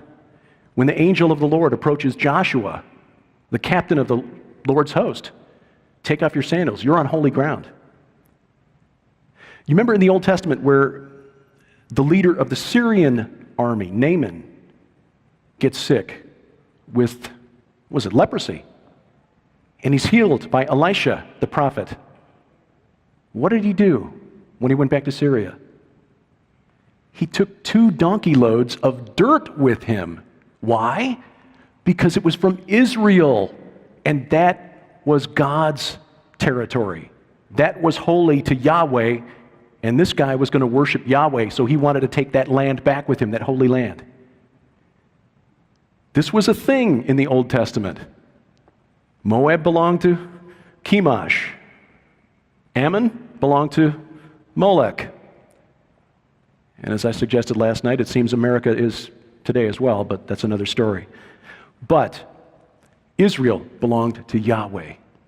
And when Jesus went around casting out demons, he wasn't just casting them out of the victims of this spiritual slavery. He was basically saying, get off my land. I mean, as cool as it was at the end of Air Force One when Harrison Ford says, "Get off my plane," imagine that, Jesus telling these demons, "Get off my land." Wow. You remember the Transfiguration? You've read about that. Jesus goes up a mountain, he goes up a high mountain, he goes up a mountain at Caesarea Philippi. Caesarea Philippi is where? The base of Mount Hermon. The transformation took place on Mount Hermon, the holy mountain of El, the mountain where the Watchers came down and rebelled against God to corrupt humanity. It happened on Mount Hermon. This was a cosmic eye poke at the rebellious fallen angels. You think this is your holy mountain? Watch this. And then Elijah and Moses are there with him. Peter's confession of faith, Matthew 16. You are the Christ, the Son of the living God. Do you know where that took place? At the base of Mount Hermon. At a place called the Grotto of Pan. This is a cave dedicated to the god Pan, from which we get the word panek, pandemonium, a goat god. And in the book, where I have more time to stretch this out, we'll go into a little bit of the goat demons that God in the book of Leviticus condemns the Israelites for worshiping and sacrificing to goat demons in the desert. They were called the Shedim. Pan was one of those. And the cave is there to this day, Panias, also known to the ancients as the gates of hell. They would sacrifice animals and reportedly sometimes people and throw them into this cave and then listen for the splash when they hit the water inside. It was there that Peter said, "You are the Christ, the Son of the living God." And Jesus replied, "You are Peter, and upon this rock I will build my church, and the gates of hell," which are right over here, I mean, not here literally, I'm being figurative. No. The Grotto of Pan, where they sacrificed to this goat demon, will not prevail against it. Jesus was making a point. This is my land. Get off my land. And in Luke chapter 10, beginning at verse 1, Jesus sends out the disciples to go ahead of him to all of the places he was going to visit. How many disciples did he send? 70. Coincidence? No! This was another message to the fallen. You 70. Just reminding you. You remember Sinai? Watch this. The 70 disciples go out, they come back. We cast out the demons in your name. Praise God. And Jesus said, I saw Satan fall from heaven like lightning. But the 70, and sometimes in some translations it's 72. And we could go into a discussion of why 70 and 72 symbolically in the ancient world were the same number, but if you add Moses and Aaron and add Baal and El to the 70 on their mountain, it's the same number, means the same thing. It's not a coincidence. It was a very clear message. And Jesus again telling the fallen, your days are numbered. The message to the old gods, get off my land. Now he called out Abram from Ur of the Chaldees, we are told, or Ur of the Chaldeans, depending on your translation. But just like the Tower of Babel is not in Babylon, or was not in Babylon, Ur of the Chaldeans is not in what is today Iraq. Ur of the Chaldeans, the word translated as Chaldeans in the English is actually Kasdi, which means descendants of Kesed. Now this is a map of the world of Abram back in the day. Kesed is mentioned in Genesis 22, verse 22. He was one of he's one of Abram's relatives, actually. Mentioned alongside Aram, who was the progenitor of the Arameans. Aram, north and east of Canaan. Kesed and his descendants likely lived in that same area. You see, there were two groups of people in the ancient Near East who were called Chaldeans or Chaldees. The Babylonians were one, but the Chaldeans of Babylon didn't found that Babylon until the 6th century BC. That was about 1,200 years later. The original Babylon was founded by another group of people we'll talk about in a moment. The second group of people, called Chaldeans or Chaldees in the ancient Near East, lived north of Syria, between what is now Syria and what is Armenia. They were known as a warlike people, and their chief god was named Chaldee.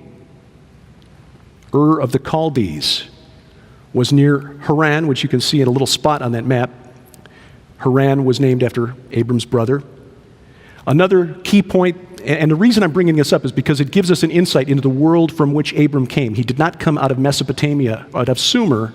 He came from northern Mesopotamia, frankly, the area that's being fought over by the Islamic State and the Kurds today. In fact, there's some indication that these Chaldees might have been the ancestors of the Kurds. In Joshua 24, Joshua tells the people that Abram and Nahor, Terah, their father, came from beyond the river. That would be beyond the Euphrates. Now, you have to look really, really closely because the little dot marking the city of Ur and Sumer on this is very small, but you'll notice that Ur was on the west side of the Euphrates. If Abram had come from Ur of the Chaldees, he wouldn't have had to cross the river. Haran, of course, I mentioned, is in northern Mesopotamia, but Haran is on the opposite side of the river. So for Abram to have come from the other side of the river, he would have had to come from that area, not ancient Sumer. The other key point, around the time that Abram was being called out of Ur of the Chaldees, all of the Fertile Crescent, from Sumer all the way over to Canaan, was controlled by a group of people called the Amorites. You've probably heard of them. They're mentioned in the Bible. I didn't realize this, and I'm kind of a history geek, so this surprised me a couple of weeks ago when I stumbled onto this. But the Amorites, between the year 2000 BC, give or take, and about 1600 BC, dominated the ancient Near East. All of the Fertile Crescent was under the control of the Amorites. That gray area there, the old Babylonian kingdom, you've heard of Hammurabi the Great? He was like the 6th or 7th king of that old Babylonian empire. We think of Babylonians, but there was no such thing as Babylonians. There was no ethnicity of Babylonians. Hammurabi was an Amorite. His family were Amorites. His ancestors were Amorites. They were all Amorites. The other kingdoms from that era and in that region, again, all Amorites.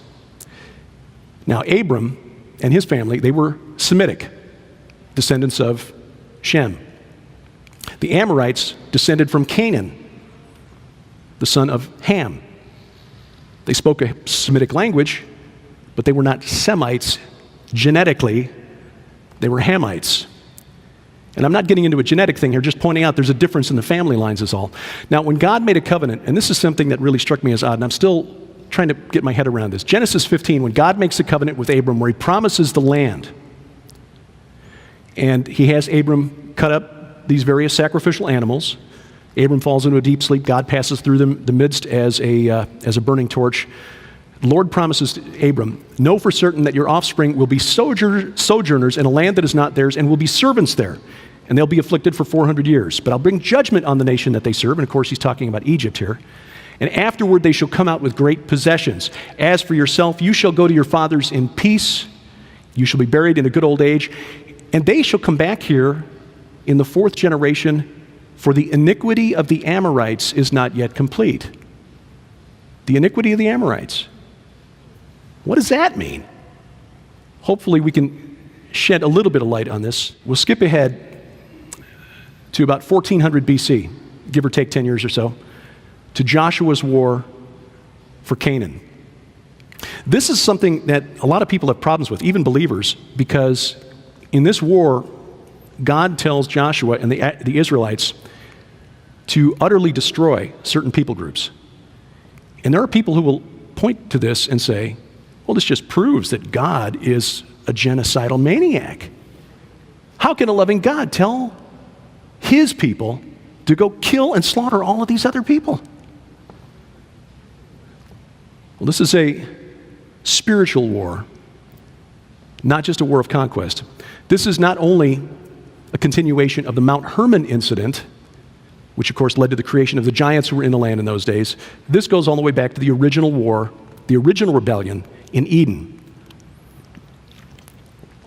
The Nakash, serpent, was told by Yahweh in Genesis 3, verse 15, I will put enemy between you and the woman, between your offspring and her offspring. He shall bruise your head, you shall bruise his heel. This verse has been misinterpreted in years past as to say that there was a literal bloodline of the serpent, that Eve had relations with the serpent, and that is where Cain came from. That is not biblical. It says right in the text, Adam knew his wife, and there was Cain. This is a spiritual war. The spiritual descendants of the Nakash, those who were sold out spiritually to the Nakash, to the serpent, is what God was talking about here. And there were groups of people in the land that were specifically to be eliminated because they were absolutely sold out to the enemy, the seed of the serpent, if you will. There were several different verbs that God used in giving these instructions to Joshua. One was garash. Forgive my pronunciation. I don't speak Hebrew or even pretend to, but this is as best as I can manage. Garash means to drive out. As an example, Exodus 23:38. Exodus 23:28, typoed. I will send hornets before you, which shall drive out the Hivites, the Canaanites, and the Hittites from before you. I will not drive them out, garash, from before you in 1 year, lest the land become desolate, and so forth. That's the sense of that word, garash. There's another word, yarash, to dispossess. Exodus 34:24, for I will cast out nations before you and enlarge your borders. Numbers 21:32, and Moses sent to spy out Jazer, and they captured its villages and dispossessed the Amorites who lived there. So you've got a couple of different commands here. Dispossess, drive out, and then the third one, karem. Karem essentially means devoted or dedicated to destruction. This is the same root word as the name Mount Hermon, which in a sense means sacred, taboo, as in touch this and you have to die. That's the sense of the word karem, and it's used a lot in the book of Joshua. But there are other examples. Exodus 22:20, whoever sacrifices to any god other than the Lord alone shall be karem, devoted to destruction. Deuteronomy 3:6, and we devoted them to destruction as we did to Sihon, king of Heshbon. Deuteronomy 7, when the Lord your God gives them over to you and you defeat them, then you must devote them to complete destruction. Basically, they all have to die, burn their belongings, don't take any spoil. It all is devoted to destruction. They have signed up with the enemy, they are unredeemable, and they must be destroyed. Well, who was targeted for this ban, this karem? Here we got a map of Canaan before the conquest. In the Transjordan, which is the area east of the Jordan River, east of the Dead Sea, you see the nations of Edom, Moab, and Ammon. Those were all Semites. They were all relatives of the Israelites. God told them, you can't have their land. I set that aside for them. But interestingly, in Deuteronomy chapter 2, the instructions that God is giving to Moses makes it clear who formerly lived in those areas. Deuteronomy 2, beginning at verse 19, when you approach the territory of the people of Ammon, do not harass them or contend with them, for I will not give you any of the land of the people of Ammon as a possession, because I have given it to the sons of Lot for a possession. It is also counted as a land of the Rephaim. Rephaim formerly lived there, but the Ammonites called them Zamzumim, a people great and many and tall as the Anakim, another name to remember. But the Lord destroyed them before the Ammonites, and they dispossessed them and lived in their place, as he did for the people of Esau, that's the nation of Edom, who lived in Seir, when he destroyed the Horites before them and dispossessed them and settled them in their place even to this day, and so forth. God telling them, here's who used to live here. These were really tall people, but I cleaned them out so that Edom, Moab, and Ammon would have their possession. Don't touch their land. But there were two kingdoms that were on the hit list. Deuteronomy 2, beginning at verse 30, Sihon, the king of Heshbon. The Lord made his heart obstinate, that he might give him into your hand as he is this day. Sihon came out against us, verse 32. He and all his people to battle at Jahaz, and the Lord gave him over to us. We defeated him and his sons and all his people, and we captured all his cities at that time and devoted to destruction. Every city, men, women, and children, we left no survivors. The other kingdom, Og of Bashan. This one is really interesting. Og of Bashan, we're told in Deuteronomy 3, verse 6, that Og and all of his cities were also devoted to destruction. Kerem. Why?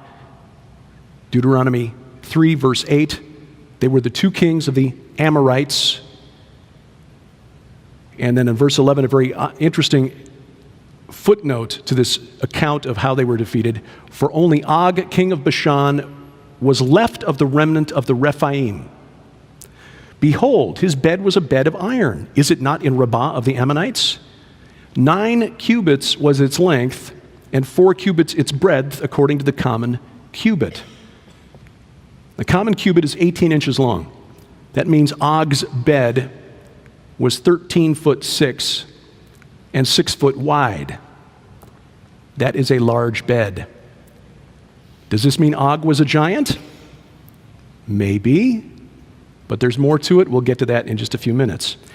Now, they crossed the Jordan into the land of Canaan. The Anakim were in the land. Numbers 13, the report that they got from the spies that were sent into the land 40 years earlier. We saw the descendants of Anak there.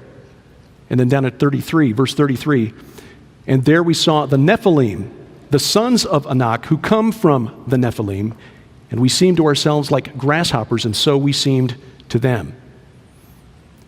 These were the spies who were terrified by the size of the inhabitants of Canaan. They also mention, interestingly, this is a land that devours its inhabitants, which some take as an indication that there were also cannibal giants living in the land, but we won't go there tonight.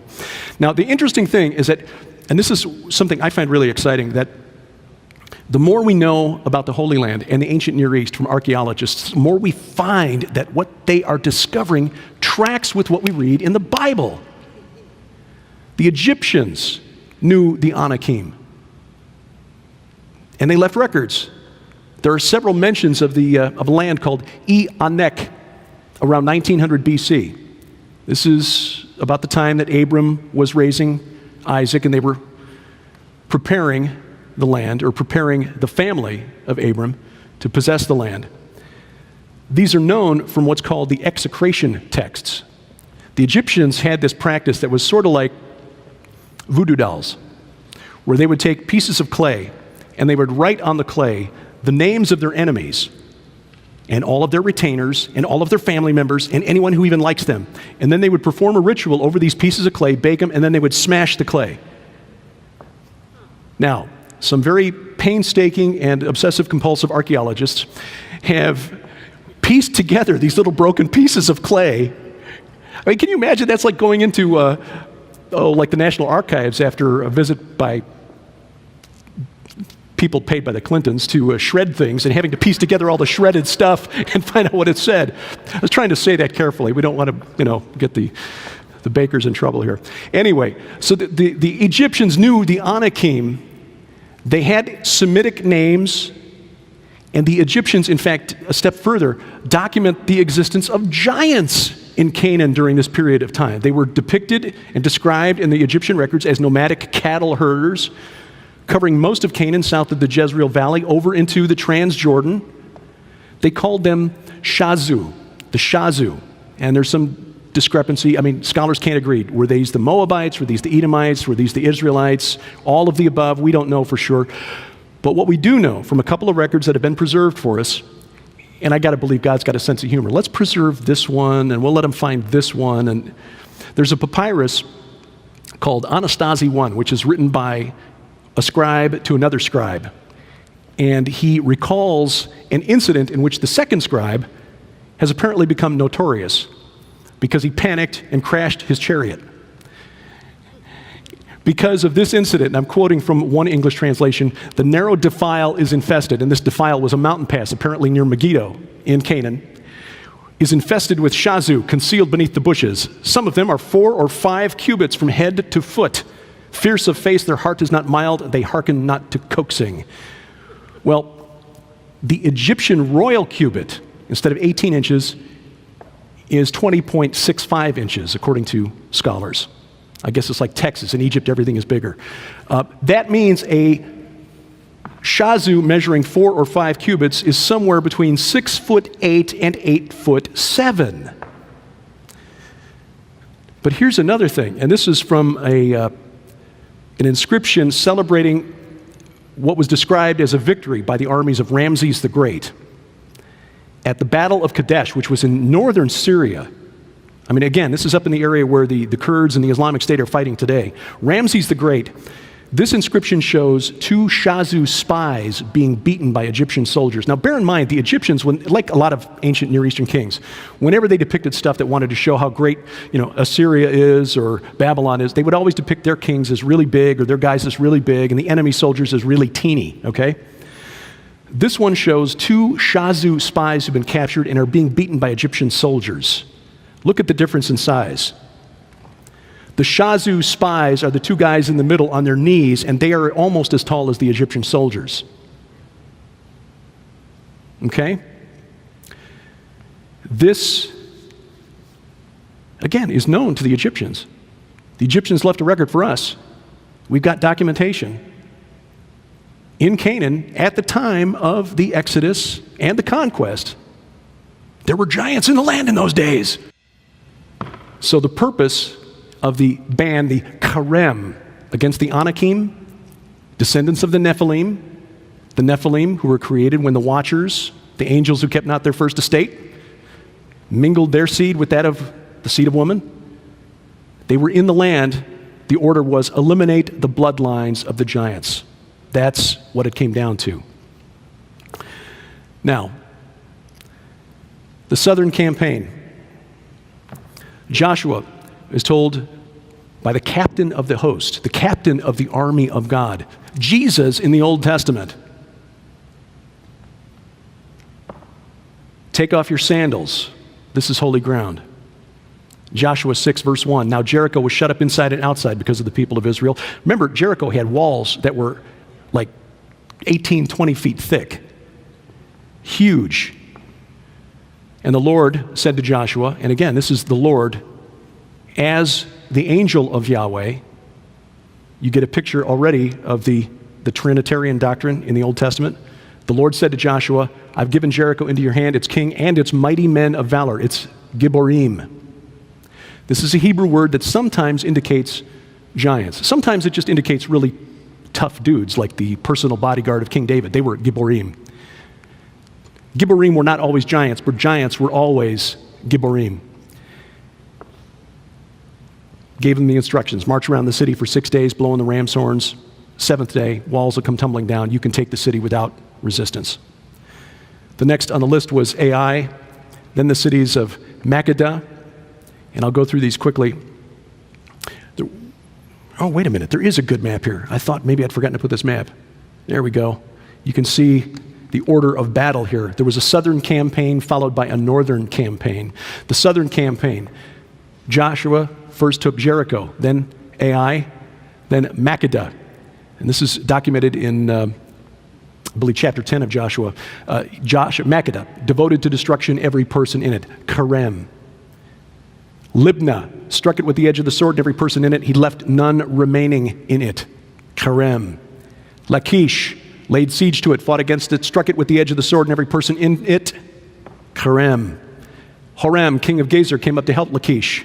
Joshua struck him and his people, left none standing. Karem. Joshua and all Israel passed on to Eglon, laid siege to it, fought against it, devoted every person in it to destruction. Karem, you get the point. Every one of these cities, typically located in the highlands of Judea, the highlands of Judah, were occupied by the Anakim. We see that back in the book of Numbers. That is the reason for the Karem, the ban. Destroy them totally. They must be wiped out. Joshua struck the whole land, the hill country, and the Negev, and the lowland, and the slopes, and all their kings. He left none remaining, but devoted to destruction all that breathed. The northern campaign, that long arrow extending north on the map, to the city of Hazor. Hazor was the most powerful Canaanite city in the land in those days. He called for help, after he heard what had happened in southern Canaan. He called to Jobab, the king of Madon, the king of Shimron, the king of Achshaph, kings in the northern hill country, the Canaanites, the Amorites, the Hittites, the Perizzites, the Jebusites, the Hivites, under Hermon. They came from as far away as Mount Hermon, assembled against Joshua. Joshua hamstrung their horses, burned them with fire.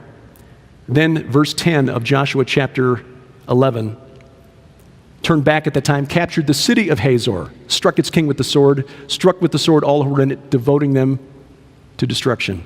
Karem. And interestingly, archaeologists have found at Hazor a layer of destruction. The city burned, dated to this period of time. Now again, why were the Amorites and the Perizzites and all the ites targeted? The Anakites, the Anakim, some translation does say Anakites. Anakim, we know were the bloodline of the Nephilim. The Rephaim, oh, I got some good stuff on that. The Amorites were remembered as exceedingly wicked. You skip ahead to the son of King Hezekiah, Manasseh, 2 Kings 21. God making a point, or the chronicler here in 2 Kings making a point of how evil Manasseh the king was. The Lord said to his prophets, because Manasseh, king of Judah, has committed these abominations and has done things more evil than all that the Amorites did, who were before him, and has made Judah also to sin with his idols.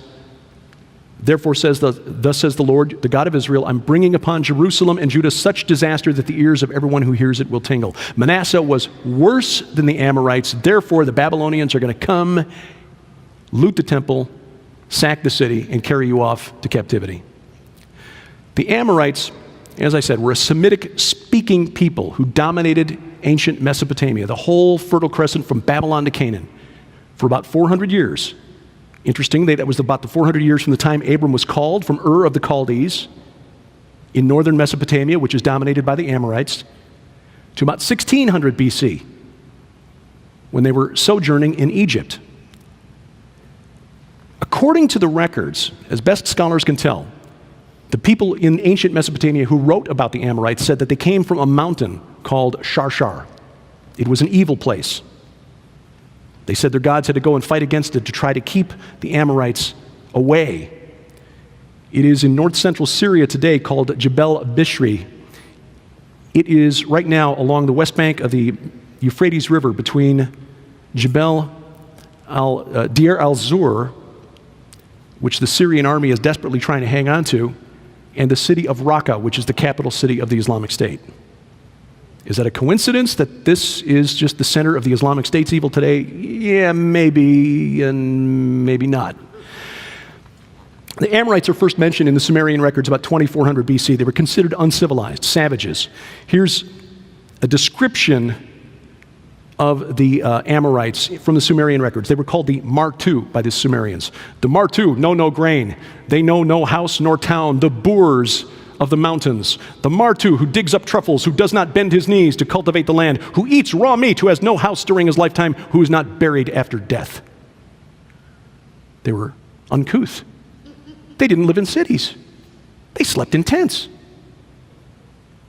They smelled bad. And they were considered such a threat to Mesopotamia that the king of Ur in the year 2000 BC or thereabouts, a guy named Shushin, built a wall 170 miles long between the Tigris River and the Euphrates River to keep out the Amorites. Now, on April 1st of this year, a wiseacre academic scholar published a paper in an academic journal about Shushin building a wall to keep Sumer great and how to make the Amorites pay for the wall to keep the Amorites out. And they were considered such a threat to Mesopotamia that the king of Ur in the year 2000 BC or thereabouts, a guy named Shushin, built a wall 170 miles long between the Tigris River and the Euphrates River to keep out the Amorites. But it didn't work. The Amorites got around the wall, and by the time of Abram and his call, the Amorites were in control of all of those kingdoms from Babylon all the way over to Canaan. Now, eventually, around 1600 BC, they finally got pushed out by the Kassites, the Elamites, people coming down from the mountains and coming from the east. They shoved them back. But there were forbidden religious practices that were ascribed to the Amorites. One of the most notorious tribes of the Amorites, they had different tribes, just like the people of Israel had different tribes, Judah, Simeon, Issachar, so on. The Amorites had a tribe called the Suteans. They think, scholars do, that this word Sutean means son of Seth, son of Adam. I've got a different theory, but I'm having a scholar check it out before I go public with it, so hurry up, Mike, I want your answer. The Suteans were regarded by the Sumerians as lawless and violent mercenaries who had to be kept out. Again, that 170-mile wall stretching between the rivers. But the Suteans are mentioned in the Bible. There's a prophecy against the Suteans. Remember Balaam, the one whose donkey talked to him? Hired by the king of Moab to give a prophecy against Israel, but he could only bless Israel? But in that prophecy, Numbers 24, verse 7, I see him, but not now. I behold him, but not near. A star shall come out of Jacob, and a scepter shall rise out of Israel. That's a messianic prophecy. It shall crush the forehead of Moab and break down all the sons of Sheth, the Suteans, sons of Sheth. Now, the Akkadian word for Suteans was Shutu. The Egyptian word for Shutu was Shazu. These evil, lawless, violent mercenaries who were engaging all kind of evil stuff were the ones that King Ramses the Great's people were beating up because they were spying for the enemy, the Hittites. The Babylonian Empire, this is a point that needs to be emphasized. The Babylonian Empire, as we think of it, was founded in 1894 BC or thereabouts by the Amorites. So when we think of the evil of Babylon, which has become a byword for spiritual, supernatural evil, down to the days of the apostles, where John used Babylon, Mystery Babylon the Great, as a symbol of the one world occult religion of the end times, that was founded by the Amorites. These guys. And what does it have to do with the Amorites in Canaan circa 1400 BC, when Joshua was coming to the land? Everything. Remember the dimensions of Og's bed? I mean, here you've got like a military record Moses has written down in the Bible. And he takes time out to say, oh, by the way, Og of Bashan, his bed was 13.6 by 6 foot. Not coincidentally, those dimensions match exactly the dimensions of a cultic bed located in a ziggurat in Babylon called the Etemenanki, the house of heaven and earth, temple of the foundation of heaven and earth. The Etemenanki was the home, the temple of the chief Babylonian god Marduk. This bed was the place where every year on New Year, as part of their New Year festival, Marduk and his consort, the goddess Zarpanatu, would descend and have ritual lovemaking to bless the land for the coming year. Moses was tying this ritual to Og of Bashan, the king of the Amorites, from the Amorite kingdom of Babylon. Now here's another thing, and this just shows how wickedly clever the Hebrews are. They love a good pun. Even in the 16th, 15th century BC, they loved a good pun.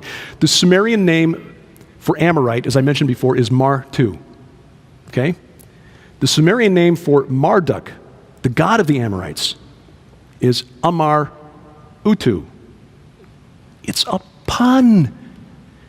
Moses was making a point that would have been familiar to everybody in the ancient Near East in the 15th century BC. Og, the king of the Rephaim, last of the Rephaim, king of the Amorites, he's one of these guys that does these ritual practices that the Lord has absolutely forbidden. Og was practicing the sin of the Babylonians. The iniquity of the Amorites was the iniquity of Babylon. Now, what about those Rephaim? This stuff gets better. I can't believe scholars have known this stuff. I'm not this smart. But scholars have known this stuff. I'm just reading academic papers and trolling for stuff. It's like, Sharon, can you believe this? And she's like, half the time it's like, yeah, didn't you watch my presentation at the conference 2 years ago? Like, the Rephaim were linked to the giants. We saw back in Deuteronomy 2, like the Anakim, they are also counted as Rephaim. The Anakim, we know were descendants of the Nephilim. Anakim are giants. Deuteronomy 2 links the Anakim to the Rephaim. They were also linked to the dead. And if you read the book of Job carefully, and you read in some of the Psalms carefully, you'll see that the Rephaim are also used to represent dead, and specifically dead ancestors. The word Rephaim is sometimes rendered in the English Bible as shades, spirits, or the dead. For example, Isaiah 14:9. See, now we're circling back to Isaiah 14. How art thou fallen, Lucifer, son of the dawning? Or in the Hebrew, Helel ben Shakar. Helel meaning light bringer. And we just learned a couple of weeks ago that Shakar was also a Canaanite god. Anyway, Isaiah 14:9, Sheol beneath is stirred up to meet you when you come. He's been thrown down, thrown out of heaven, off the holy mountain. Sheol beneath is stirred up to meet you when you come. It rouses the shades to greet you, the Rephaim. All who were leaders of the earth. It raises from their thrones all who were kings of the nations. So the text here is saying the Rephaim were not only the dead, they were like dead royalty. Psalm 88:10, do you work wonders for the dead? And this is the psalmist addressing Yahweh.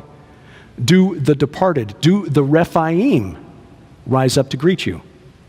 And these are just two. There are other verses in Scripture, Job, several Proverbs, Psalm 88, which is the one I just mentioned. But so let's try to tie this together here. And again, I appreciate you letting me work out this research for the book in sort of verbal form. Links between the Amorites, the Rephaim, and the seed of the serpent. Isaiah 14:9, which we just read, tracks with the Canaanite concept of the Rephaim as the venerated spirits of powerful kings of old.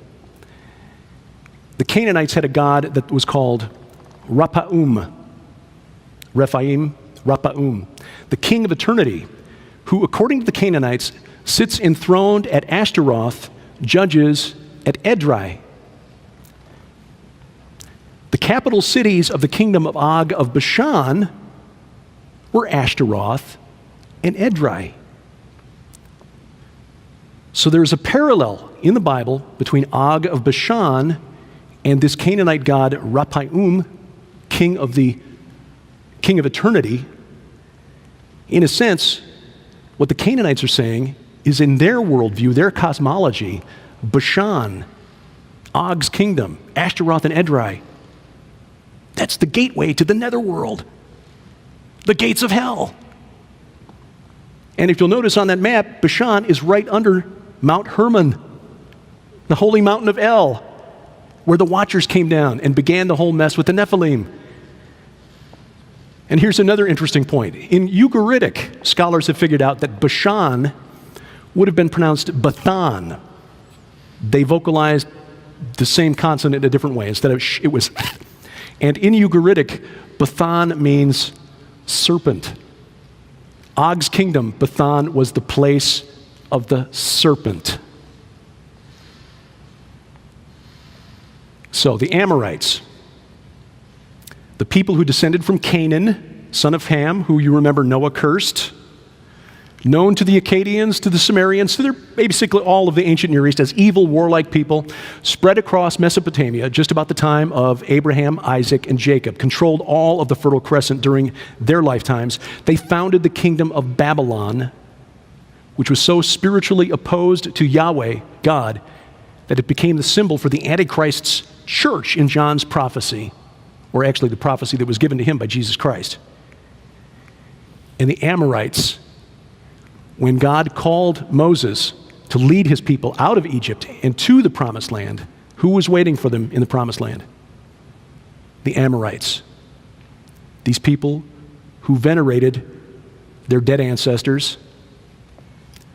And the Anakim, who were of the bloodlines of the giants. The Anakim, who were also considered Rephaim. And that's why when you get to the end of Joshua chapter 11, he summarizes the war for Canaan this way. Joshua came at that time and cut off the Anakim from the hill country, from Hebron, from Debir, from Anab, from all the hill country of Judah, and from all the hill country of Israel. Joshua, Karem, devoted them to destruction with their cities. There was none of the Anakim left in the land of the people of Israel. In all the land that God had given to Israel, the Anakim had been destroyed.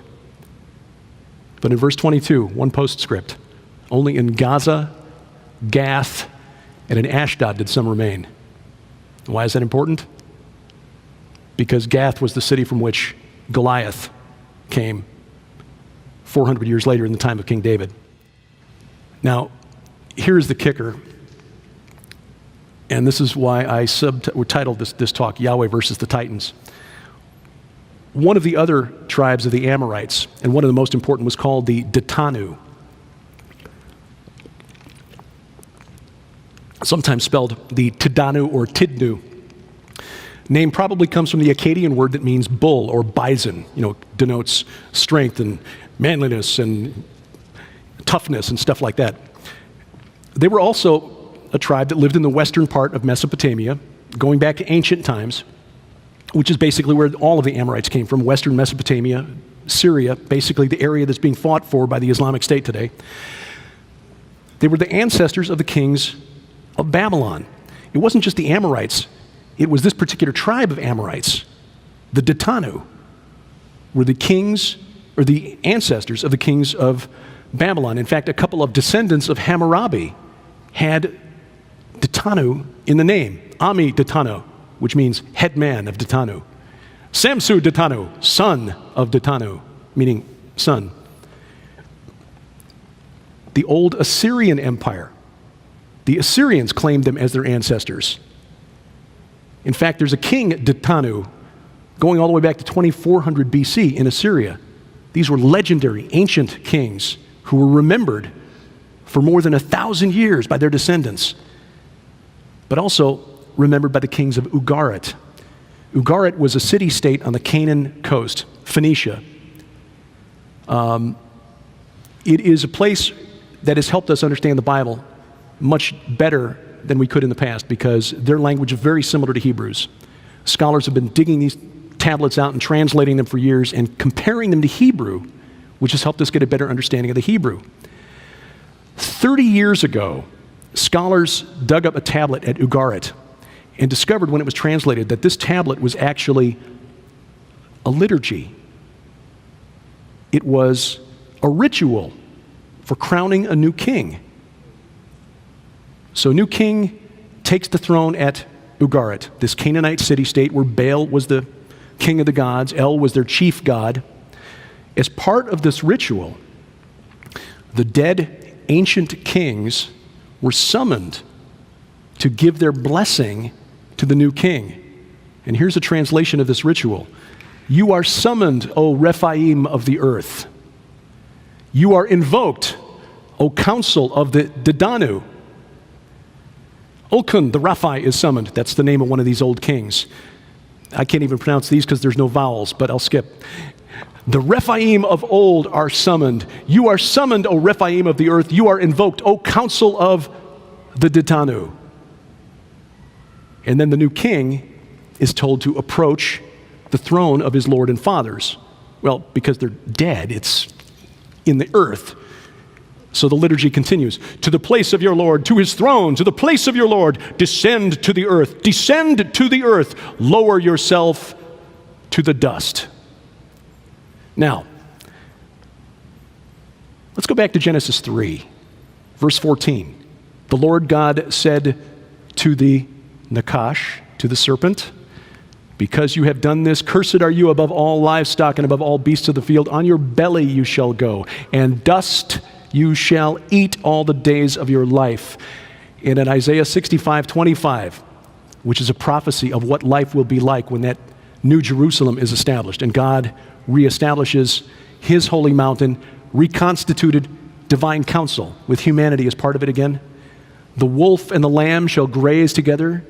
The lion shall eat straw like the ox, and Dust shall be the serpent's food. Dust, the food of the Nakash. They shall not hurt or destroy in all my holy mountain, says the Lord. So the Canaanites of Ugarit, whether they knew it or not, were venerating the spirits of the underworld, the spirits of the dead, those who were confined to Sheol, the underworld.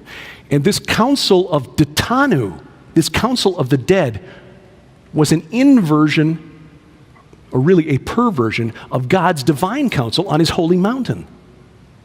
A council of the dead to bless the new king of Ugarit. And here's the interesting part. Ditanu shows up in the Bible as a personal name. Numbers 16, verse 1. How many here, you ever watched the movie 10 Commandments, Charlton Heston? You remember the character played by Edward G. Robinson? Where's your Messiah now? The character's name was Dathan. Dathan was one of the rebels who stood with Korah in the rebellion against Moses. Dathan is the same name as Ditanu. But even before that, and he got what he deserved, by the way, like Korah swallowed up in the earth, okay, that's it. Now he is one of the council of Ditanu. And Edward G. Robinson is probably running it. But even before that, by the way, in the Bible, there is a character who is the son of Ra'amah, who is the grandson of Cush, which makes him the nephew of Nimrod and the great-grandson of Ham, named Dedan, brother of Sheba. And we also see that show up in Ezekiel 38, merchants of Sheba and Dedan. Same name. That is Ditanu. But here is the cool thing. Some scholars believe that this name, Dedan, Ditanu, Dathan, the quasi-divine kings of old who ruled over the underworld at Bashan, the place below Mount Hermon, the place of the serpent, is the root word from which the Greeks get the word Titan. The Titans were the council of Ditanu, the dead. The Titans, the old gods who had been displaced by Zeus and the Olympians, and who were confined forever. Cronus, or Saturn if you're Roman, and his cohorts, confined to Tartarus, the level that was as far below Hades as Hades is below heaven. And you know who else is in Tartarus? The angels who kept not their first estate, the watchers, 2 Peter 2:4. For God did not spare angels when they sinned, but cast them into hell. The Greek word says Tartarus. Committed them to chains of gloomy darkness to be kept until judgment. The angels who sinned are the angels from Genesis chapter 6, the only example in the Bible where angels sinned against God. The watchers, the Titans, worshipped by the Amorites.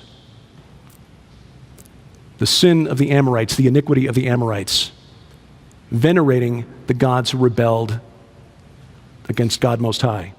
Lately, there have been new developments. Went up to Chicago, or St. Louis actually, earlier this year when the Cubs were in town. Wonderful Father's Day gift. My wife got me box seat tickets to see the Cubs and Cardinals.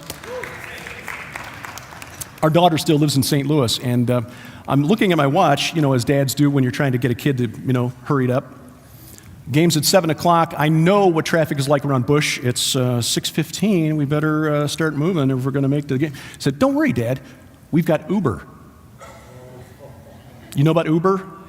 Yeah. You get a little app on your phone, and you punch it in, and then somebody who's one of their drivers will come along, pick you up, and then take you to where you need to go. You pay with a debit card through the app, so you don't have to change money with the driver or anything like that. But think about that. Power goes out. Suddenly, you got no money because the banks can't get online to transfer the funds from your account to the Uber driver. The Uber driver, his phone's not working because the power's out. If the power's out, he runs out of fuel, can't refuel the car. There's so many links in that chain that can be broken by something very simple like Well, what was that East Coast brownout years ago? It was a squirrel on a transformer. Yeah, squirrel.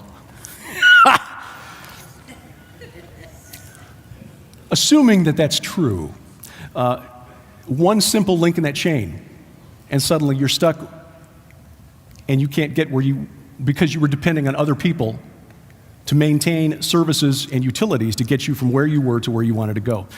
But I think that this move toward greater and greater dependence on other people is not accidental. I think this is part of a long game that's being played by the principalities and powers that the Apostle Paul wrote about, talking about evil intelligences that want to kill us.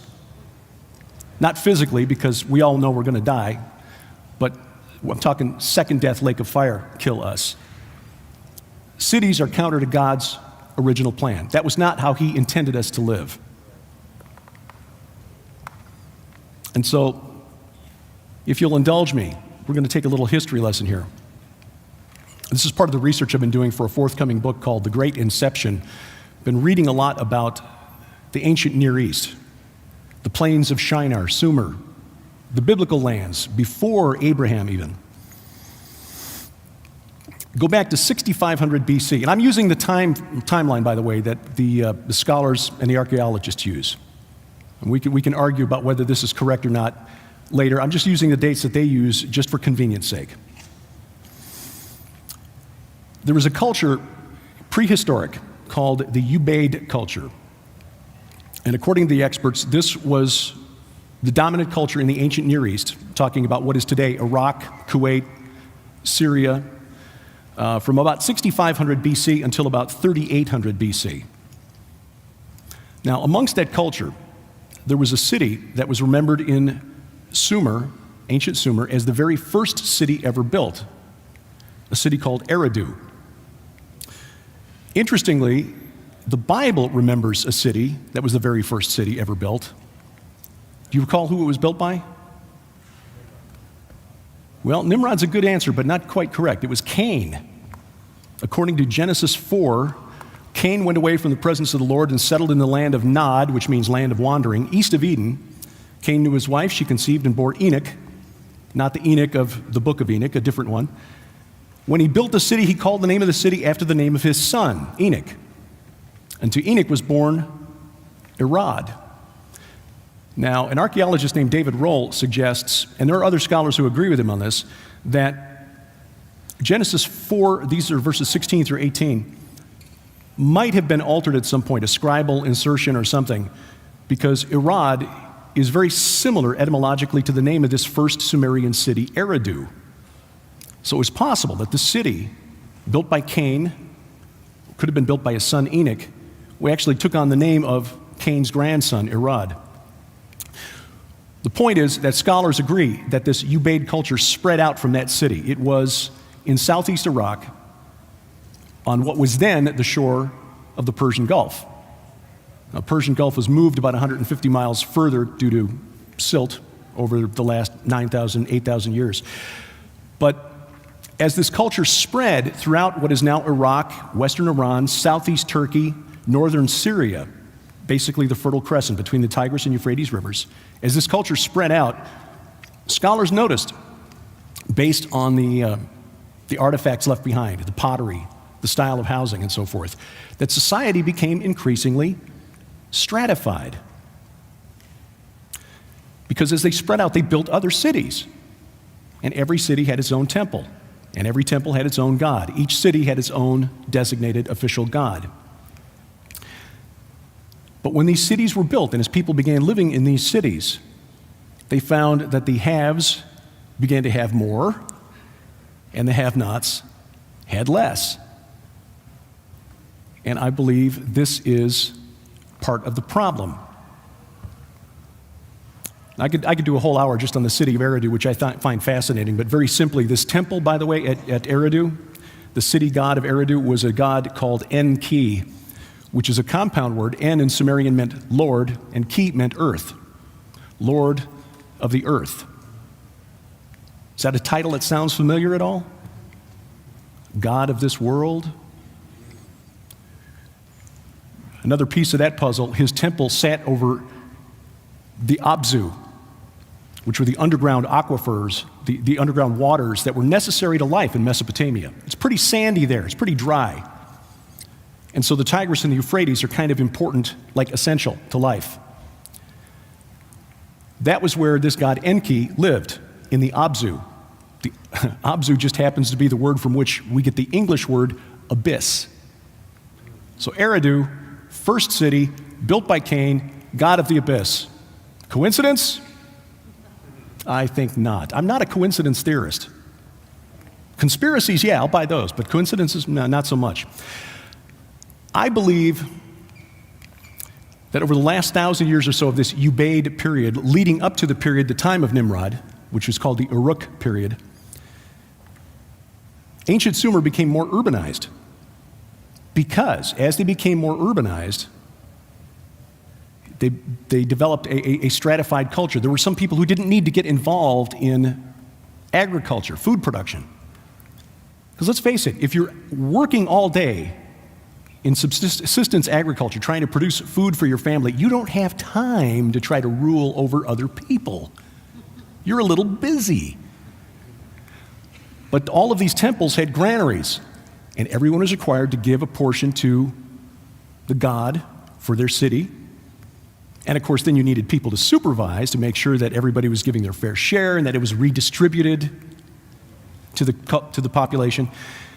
And again, you had a class that came to dominate and another class that became the dependent, the dominated.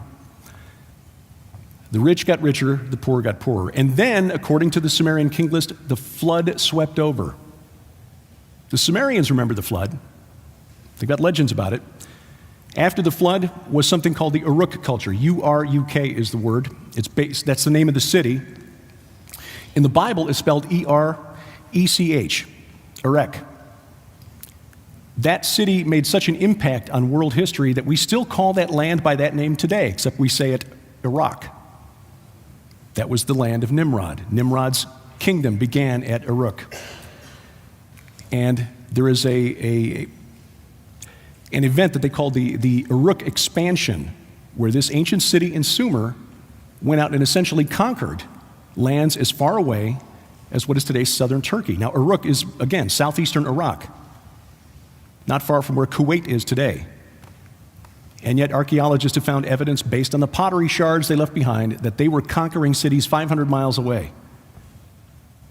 And back in the day, they didn't have Humvees to move troops. They had to walk. Moving there was about a 45-day walk to get that far.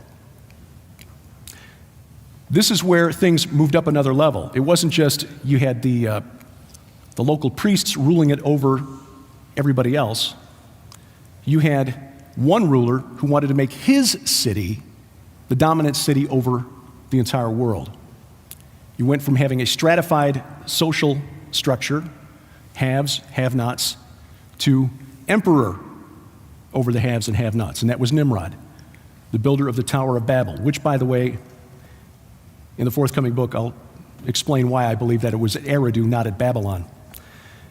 So, guided by the principalities and powers, the gods of their cities, at Eridu again, it was this Enki. At Uruk, which was Nimrod's city, it was the goddess Inanna. You might know her by the name Ishtar, or Aphrodite, or Venus. You make a real good case that she's the spirit of the age we're living in right now, because she was the goddess of war and the goddess of sex, and specifically extramarital sex. So we see this pattern in the ancient world, but we've seen the same pattern repeated here in the United States over the last 250 years, and specifically really over the last 150. A gentleman that we credit because his work has been very influential on us, Dr. Michael Heiser. You spell that last name Heiser. He's written a book that was published this year called The Unseen Realm, Recovering the Supernatural Worldview of the Bible. And that is really what's motivated these talks that I've been blessed to give here at Morningside. The fact that there is a supernatural war that's taking place in the heavenly realm, kind of outside the bounds of our perception, usually, not always. Sometimes it intrudes in a very personal way. But Dr. Heiser points out that what we have lost in our modern churches is the mindset, the worldview of the men who wrote the Bible under the influence of the Holy Spirit, because they understood that the gods of the pagan nations were real. Now, they're not to be confused with God Almighty, Yahweh. He is supreme. He is the creator of all. These other false gods are created beings, just like you and me. And just like us, they had free will, and many of them have chosen to rebel. Tonight, I want to focus on one incident that we've all heard about in Sunday school, and hopefully help to cast it in a new light, in light of this spiritual war, this supernatural war that's taking place, and that is the confrontation on Mount Carmel, which I have sort of tongue-in-cheek titled Yahweh versus Heracles, and I'll explain that when I get to the end. I have a habit, I guess maybe from doing news every day, of trying to come up with a kicker, which is the story at the end that's the, oh, wow! So that'll be the kicker.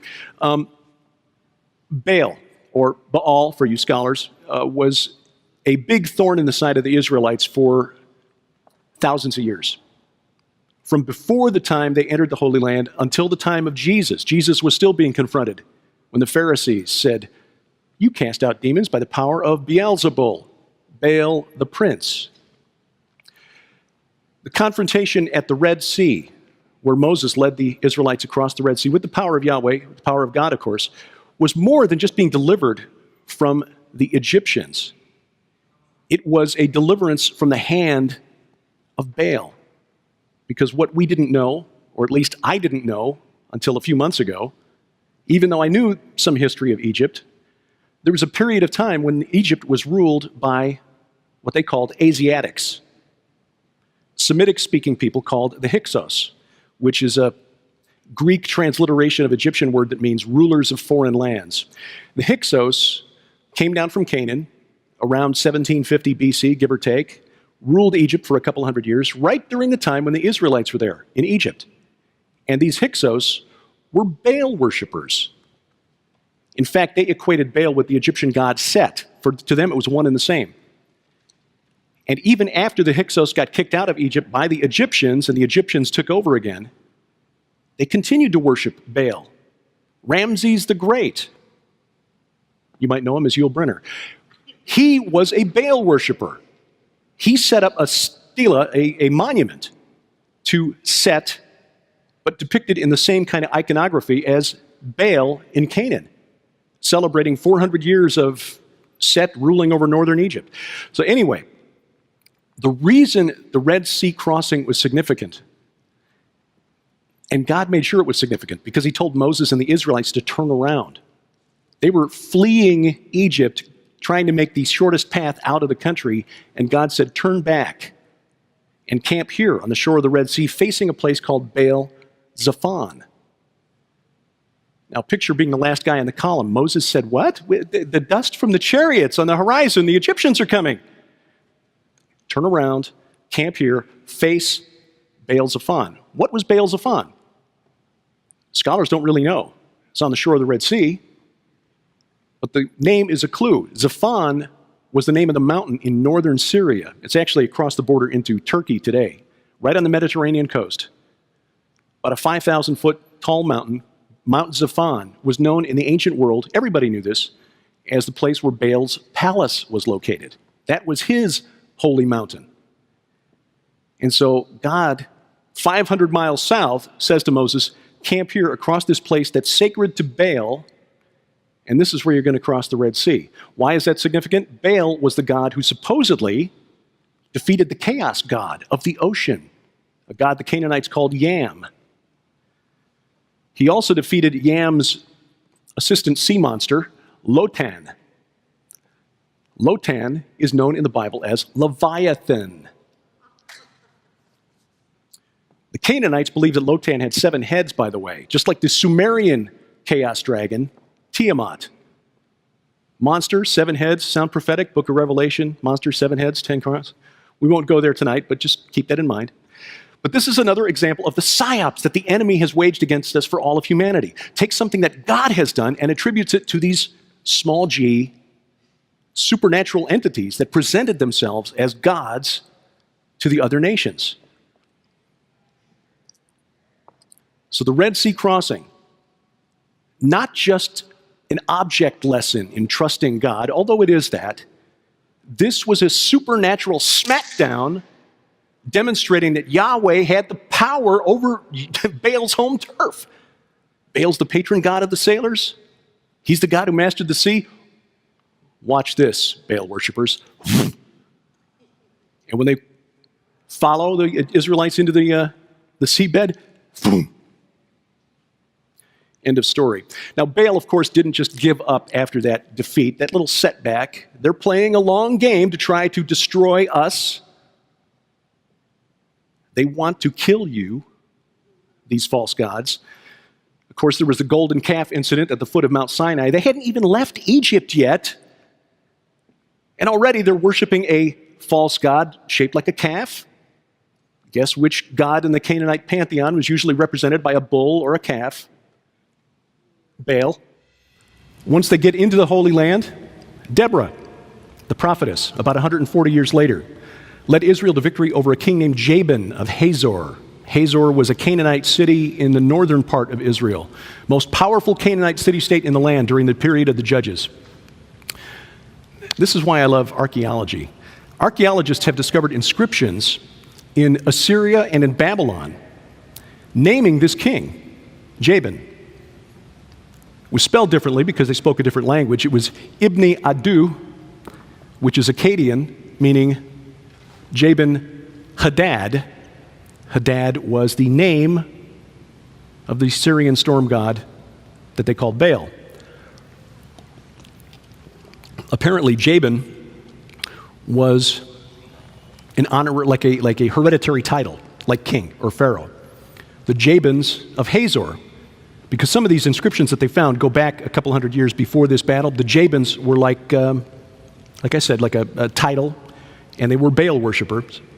But here's an interesting thing, a little detail that we skip over usually when we read the story about Deborah and the armies of Israel led by Barak and how they go and defeat the chariots of Jabin.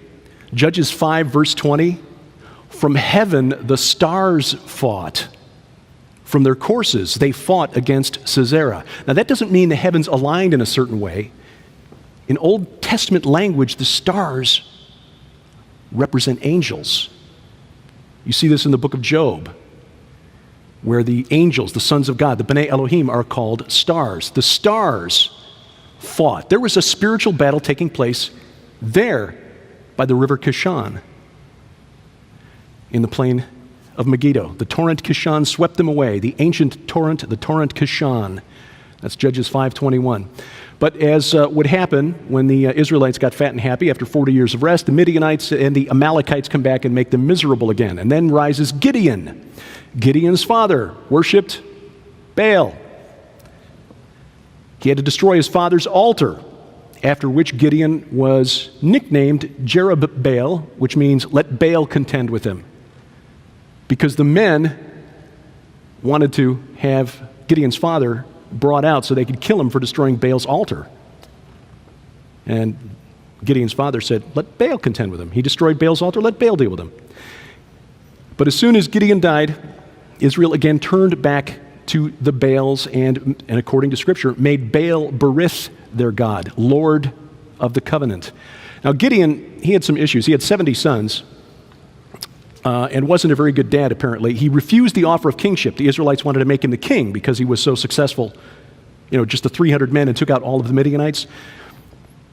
But he did take about 40 pounds of gold that they captured from the Midianites, and he made his own golden ephod. The ephod was a thing worn by the high priest. So he's kind of set himself up as the high priest, and according to the Bible, all Israel whored after it. And he named his son by a Canaanite concubine Abimelech, which means my father the king. Power corrupts, and absolute power corrupts absolutely. And of course, Abimelech then got his Canaanite half-brothers together, and they slaughtered the other 70 sons of Gideon. Moving ahead, Jeroboam, he was the rebel against Rehoboam, the son of Solomon. Jeroboam didn't want the people in the northern tribes going to Jerusalem because he was afraid they'd fall under the power of the king of Judah. So he set up golden calves at Bethel and Dan. He made priests from among the common people, the Levites. They all went south. So by the way, if anybody says, this theory about the 10 northern tribes being taken away, no, the Levites all went south to Judah to serve at the temple. Jeroboam also sacrificed to idols, and he changed the dates of the festivals, and these are the festival dates that were established by God. And so for doing this, God said, that's it, I'm cutting off your line. God struck him down. So who was this Baal anyway? Now, Baal, if you read the Old Testament, you notice that there are more than one Baal, and there are times when the Israelites are accused of following the Baals or the Baalim. Baal is simply a Canaanite word, a Hebrew word that means Lord or master. There was Baal Peor, Baal Shemin, Baal Haman, Baal Berith, and a number of others. The Baal of the Bible, most often referred to, was the chief god of the Canaanites, the Amorites. This is the one that normally was referred to back in the day as Hadad. Hadad was a storm god of the Canaanites, the West Semitic. There are a number of Aramean kings that caused problems for the northern kingdom of Israel after the split between the two kingdoms. Names like Ben-Hadad, meaning son of Hadad, or Hadad-Itzer, meaning Hadad is my help. Hadad apparently got to a point where his priests decided that speaking his name was unholy, and so they started calling him Baal, or Baal, meaning Lord, just like we call God the Lord. Same thing. Or Adonai, which means Lord. When you think about it, it's pretty arrogant, isn't it? I mean, Yahweh is Lord, and here you've got this second-tier supernatural entity encouraging his followers to call him Lord. But he was around for a while under a number of different names, and this is because you had different people calling the same entity by the same name, or also because after the Tower of Babel incident, where the languages were split, you had different people calling the same entity by a different name. He first shows up in history as the god of the Amorites. The Amorites, you see their names a lot up to the time of the conquest. He was called Amuru by the Amorites. Amuru, also called Martu by the Sumerians. He was a storm god who became part of the Sumerian pantheon when the Amorites moved in from the western part of Mesopotamia and took over and established the kingdom of Babylon. There was a period there, like during the time from Abraham to the time of the Judges, where these Amorites basically controlled all of the Fertile Crescent. But they had their own gods. These Amorites came in, they brought their god Amuru. Well, he's a storm god. Sumer, where Babylon was located, is basically a desert. It doesn't storm there. Didn't demonstrate much power. So Amuru never really caught on. But it was kind of interesting. They thought, like the Amorites, the Sumerians thought that Amuru, this god, was uncouth, uncivilized, kind of a savage. He lived in a tent. He ate raw meat. It's ew. But like Baal, later on, he was called the Thunderer and the Hurler of the Thunderbolt. He also was referred to by this name, Bel Shaddai. Bel Shaddai, which means God of the mountain. This is very similar to El Shaddai, which is how God introduced himself to Abraham, Isaac, and Jacob. And because of this, scholars, this is, I mean, you got to give the enemy credit. Smart. They sell a lie to the people in ancient Mesopotamia. Oh, this is God of the mountain, Bel Shaddai. And today, the 21st century, scholars read this and say, yeah, the ancient Israelites just copied their gods from Mesopotamia. Very smart. After Amuru came Ishkur. Ishkur was another god similar to Adad, still kind of a second-rate god, one of the junior gods of he wouldn't have been a member of the Justice League if this were like DC Comics. He would have been like one of the second-tier guys. In an area where it almost never rains, having a storm god is really not much use. But as the Amorite kingdoms got weakened around 1600, 1500 BC, this is about the time where the Israelites were getting ready to leave Egypt. The Amorites got pushed back out of what is now Iraq, back into Syria, and back toward the Holy Land, back toward Canaan. And Ishkur, Amuru, became known as Adad, which then became Hadad, the god of the Canaanites, god of the Amorites, and this is the god that we know from the Bible, Hadad. He was the storm god of the northwestern Semitic people. These would be the occupants of the Levant, Syria, Lebanon, Jordan, Canaan. He was the king of the Canaanite pantheon, defeated the storm god, or the chaos god of the sea, Yam. He governed rain, and because of that, he was the one who made crops grow. So very important, especially in an area where it doesn't rain all that often. This is an important god. Again, just as the Israelites would say Hashem, because saying the name, which is what Hashem means, saying the name was preferable to actually trying to say the name of God, or they would say Adonai, Lord. Hadad became known as Baal. At some point, it stopped being a title and became his name.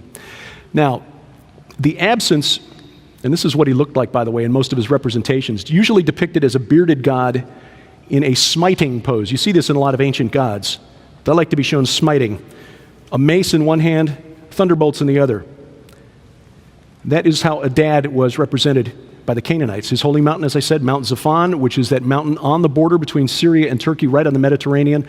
His impact, the impact of Baal, was so important in Israelite history that the mountain, Baal's mountain, Mount Zaphon, became the Hebrew word for the compass point north. Every time you said north, you were saying the name of Baal's holy mountain. He is also identified with these gods. Baal became known to all of the ancient world, at least around the Mediterranean. To the Hurrians, not to be confused with the Russians, just a little archaeological joke there. The Hurrians, they were a people that lived in what is now southern Turkey. They called them Teshub. The Hittites, who lived further north in Turkey, they called them Tarhun. To the Hyksos, when they were in Egypt, he was Set. You might know him from your high school mythology class as Zeus. Zeus was Baal. Jupiter was Baal.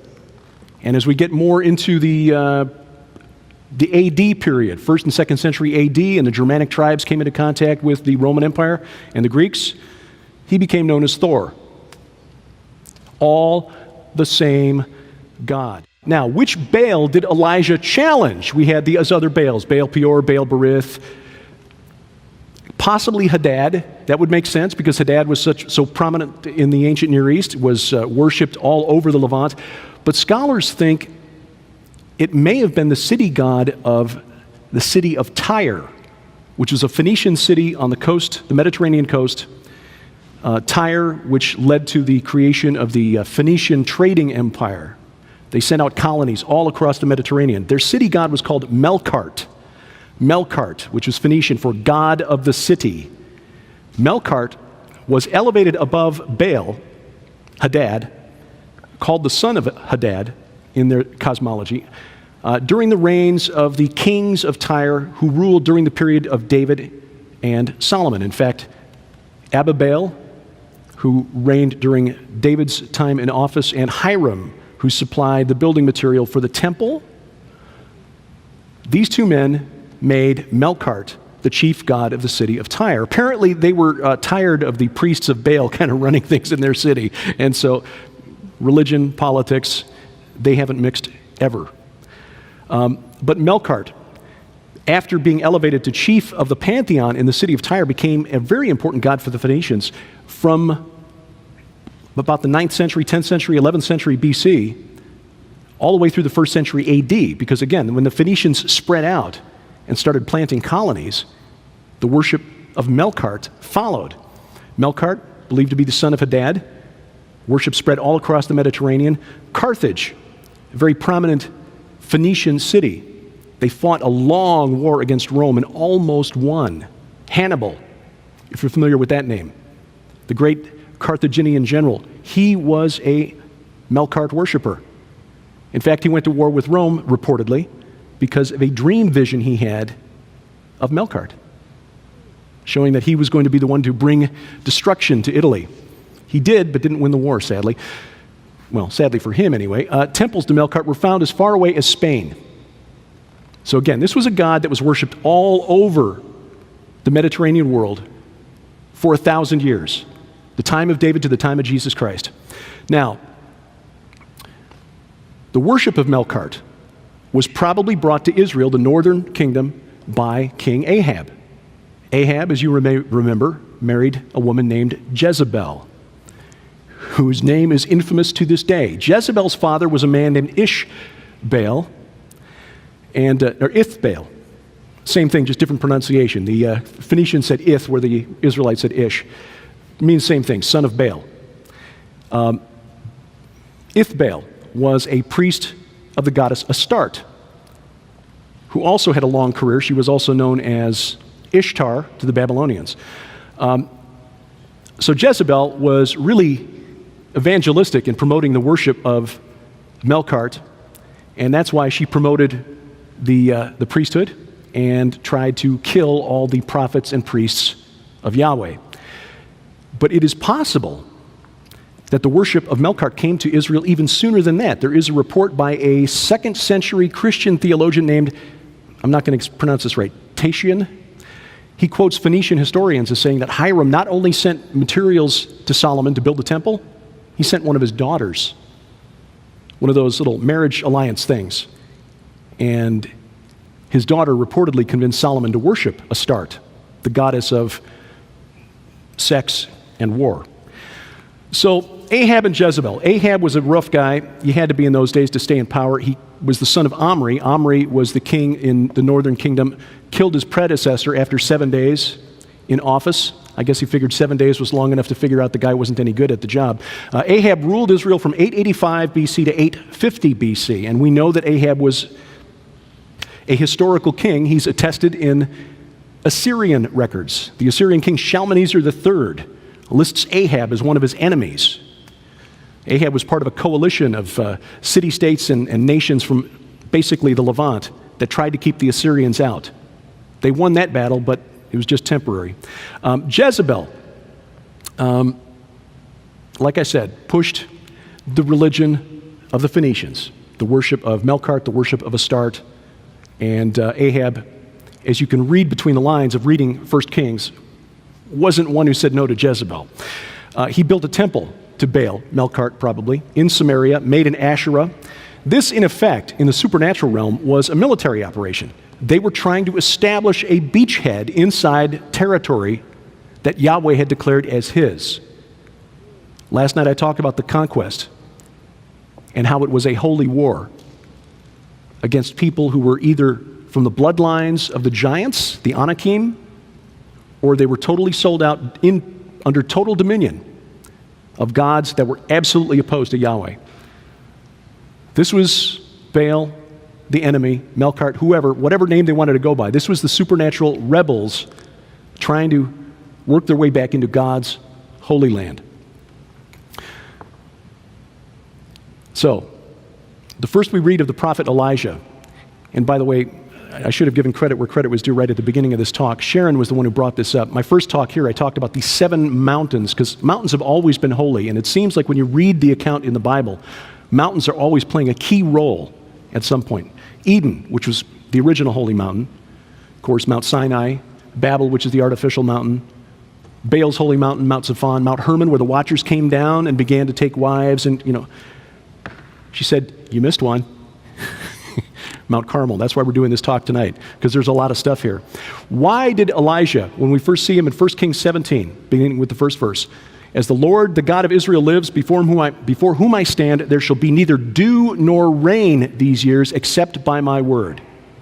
God tells Elijah to prophesy to Ahab, no rain until I say so. Why? Because Baal was the god of rain, and you need rain to grow crops, and without rain, you starve.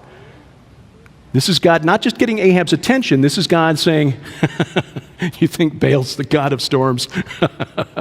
Watch this.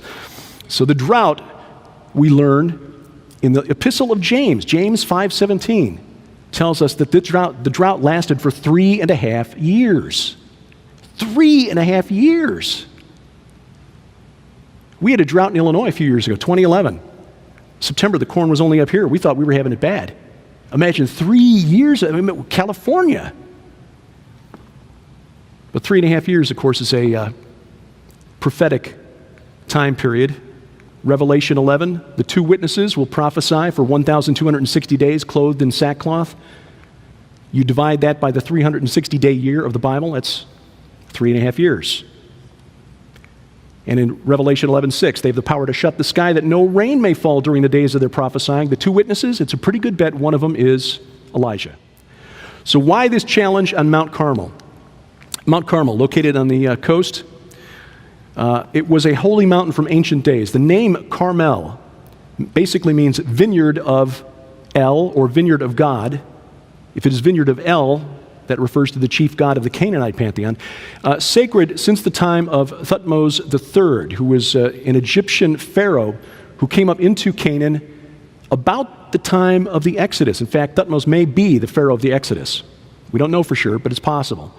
But he fought at the Battle of Megiddo, which archaeologists, historians date at 1457 BC. He saw Carmel and called it Rosh Kadesh, or meaning holy head. Mount Carmel is what you call a headland, a prominent point of land overlooking the water, like a bluff, a cliff, or a mountain.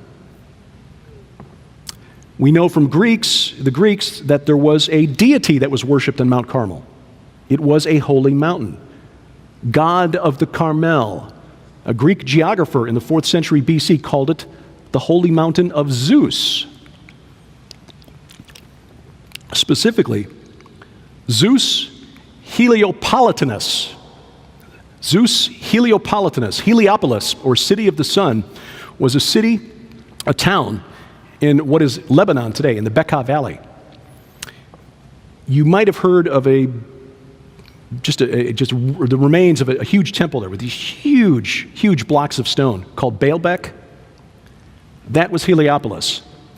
That temple with these stones that we can't move with modern equipment today were supposed to be part, they think, of a temple to Zeus. But it was built on top of a temple to Baal. Baal is Zeus, and this god at Mount Carmel was Zeus/Baal.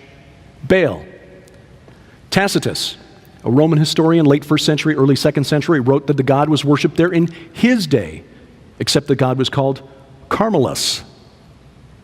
And when he was on his campaign to put down the rebellion by these uppity Jews, the Emperor Vespasian stopped at Mount Carmel and consulted an oracle on the mountain. And whatever the oracle told him was favorable. Said whatever Vespasian planned or wished to come to pass would be. Well, we know in that very same year, 69 AD, Nero committed suicide. Vespasian went back to Rome and became the emperor. He had to fight his way there, but he won.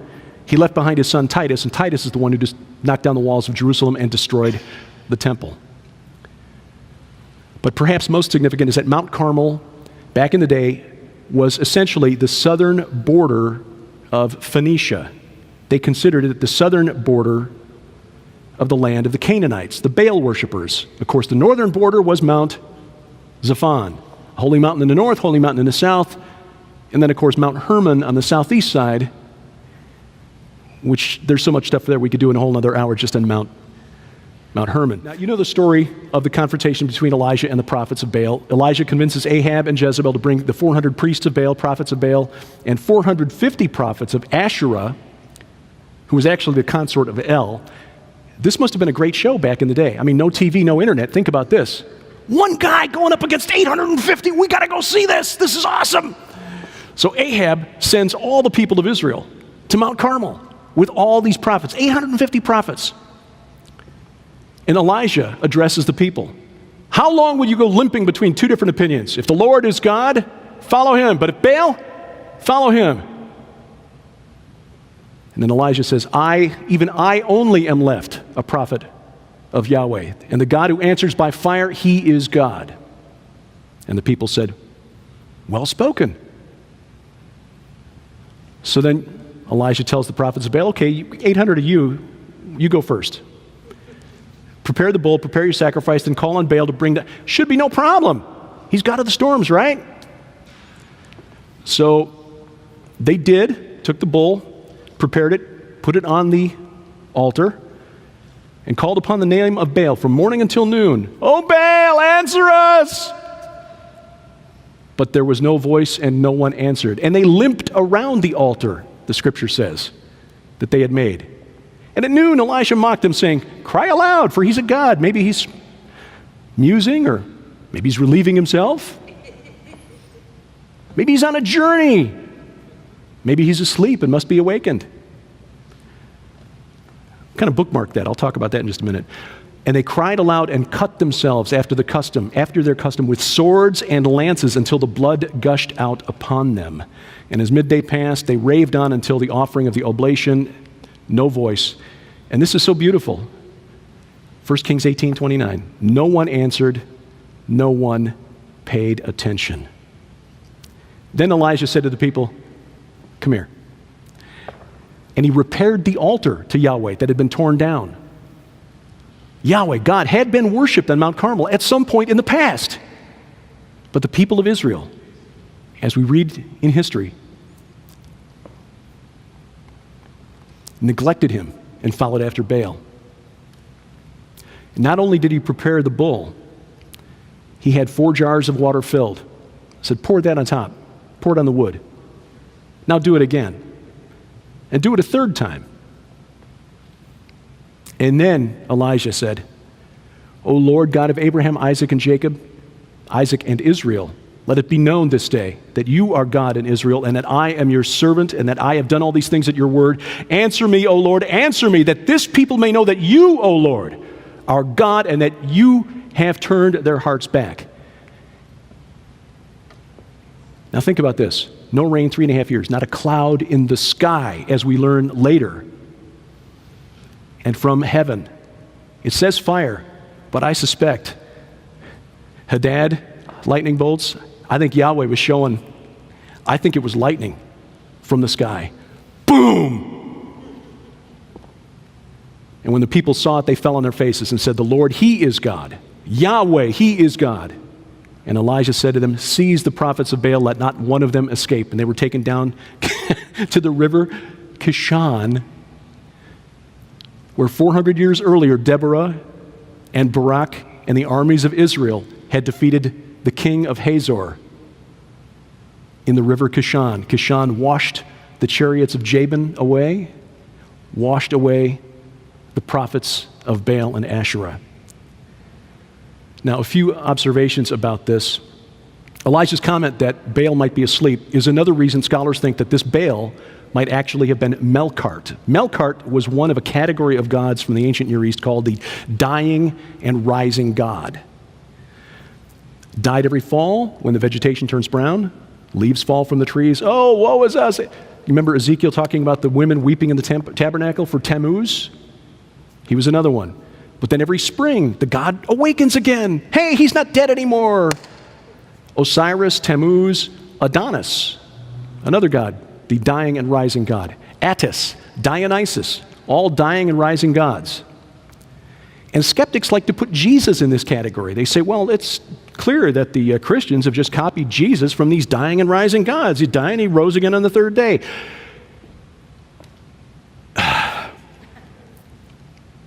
You can't fix stupid. Forgive me for being blunt, but look, Jesus died once, and he lives. Another thing, the description of these priests of Baal is historically accurate. There's a story that's been recovered from an Egyptian papyrus called the story of Wen Amun. He's a priest of the god Amun who's been sent to get timber for the temple of Amun, and the Phoenicians don't want to give it up. Apparently Egypt had lost some power at this point, so he goes through all kinds of bad adventures. But he mentions that when he's at a Canaanite city, he sees a prophet of Baal go into an ecstatic frenzy. So apparently this was known to the rest of the ancient Near East. That's what these priests do. But a tablet recovered from the city of Ugarit, again, neighbors to the Israelites, spoke a language very close to Hebrew, said that an ecstatic worshiper of Baal harrowed his collarbone. Anyone farm here? Any farmers? You know what a harrow is? Basically draws grooves across the ground. Harrowed his collarbone. He plowed his chest like a garden. He harrowed his waist like a valley. That's what these guys were doing around the altar, trying to get Baal to answer and call down fire. It is similar to what Shia Muslims do every year on the feast, the day of Asherah. This was the only picture I could really find that kind of conveys a small sense of what it must have been like. without being so gory that we'd have to give this program an R rating, because it is gruesome what they do, but apparently this is what the priests of Baal did back in the day. And can I just say, this image illustrates the difference between our God and their gods. Their God. Our God shed his blood for us. Their God wants them to shed their blood for him. We are protected from the wages of sin because Jesus has covered us in his blood. Well, anyway, Yahweh proved his superiority. The priests of Baal and Asherah were executed. And Elijah, and I just put that little, I can't take credit for developing this map, but still, I think this illustrates it perfectly. There's Mount Carmel, and Elijah, an old guy in sandals, outran Ahab's chariot all the way back to the city of Jezreel, which is where he was based. Pretty good for an old guy whose meals were delivered by ravens. Now, this confrontation demonstrates that Yahweh was real and Baal was not. But it's more than that. You see, the prophets like Elijah, Isaiah, Jeremiah, Ezekiel, they understood that these gods were real. Not to be confused with God Almighty. These small g gods were created beings. If you want to think of them as fallen angels, that's fine. But the Bible calls them gods, and God in the Bible calls them gods. And this was a demonstration that Yahweh's power over Baal was absolute. Red Sea crossing demonstrated that his power over the ocean, Baal's home turf, patron god of sailors, god of maritime navigation, God who mastered the sea, Yahweh showed him up there. Here, the other aspect of Baal's power, the one thing that he was good for, was bringing the rain that made the crops grow. Yahweh shut it off. It's not going to rain, not even dew, until I say so. And after this showdown, of course, the rains began, and once again the earth began to grow and produce. And I also think it's interesting that when Elijah had the people pour water on the sacrifice before burning it, 4 jars, 3 times, equals 12, 1 for each tribe of the nation of Israel. Now, prophetically, and this I think was something interesting, and this is why I had to add 2 pages to the outline today after lunch. Sharon and I started talking and got into this discussion. Identifying Baal as Melkart adds significance to the book of Ezekiel. Now, Ezekiel was 300 years later. Tyre, during this period of time, had developed the greatest commercial empire of the ancient world. They founded colonies in Spain and North Africa, Carthage, of course, the most famous. They ventured out into the Atlantic Ocean. They reached West Africa. They reached Britain. There are some people who suggest they might have even reached North America, although that's not proven. We're familiar with Ezekiel 28. I talked about that last night. This was the lament over the king of Tyre, which is prophetic because it talks about the fall from Eden by the divine rebel, the Nakash. Eden, the garden of God, the anointed guardian cherub. But if you back up 1 chapter to Ezekiel 27, where Ezekiel is also writing about the king of Tyre. Ezekiel 27, beginning at verse 4, your borders are in the heart of the seas. Your builders made perfect your beauty. Similar language to Ezekiel 28. It also recalls heart of the seas, the well-watered garden, Eden, the same language. Of course, Tyre was located on the coast, and when they came under attack, they had like a fortress that was actually an island off the coast. Very difficult to take militarily, although Alexander the Great did it. It took him 1.5 years. It really ticked him off. Sold them all into slavery for that. He was really angry. And interestingly, it was because he wanted to make a sacrifice to Melkart. And they said, no, you can't do it. It's almost time for him to wake up. You have to wait for him to wake up. You can't sacrifice now. He's not awake yet. Alexander took it as an insult. And so he built a siege ramp 1 mile out into the ocean, and 60,000 Tyrians went off to slavery. Anyway, Ezekiel 27, verse 5, they made all your planks, they're talking about his ships now, they made all your planks of fir trees from Senir. Senir is the Amorite word for Hermon, Mount Hermon. Ezekiel's not picking this location by chance. Mount Hermon, again, thick with theological significance. The holy mountain of El, and the place where the watchers came down and began cavorting with human women. They took a cedar from Lebanon to make a mast for you. Lebanon, land of the Phoenicians, the Canaanites, the Baal worshippers. Verse 6, of oaks of Bashan, they made your oars. Bashan, in Canaanite language, Bathan, place of the serpent. It was the kingdom of Og, last of the Rephaim. To the Canaanites, essentially, Bashan was the gateway to the netherworld.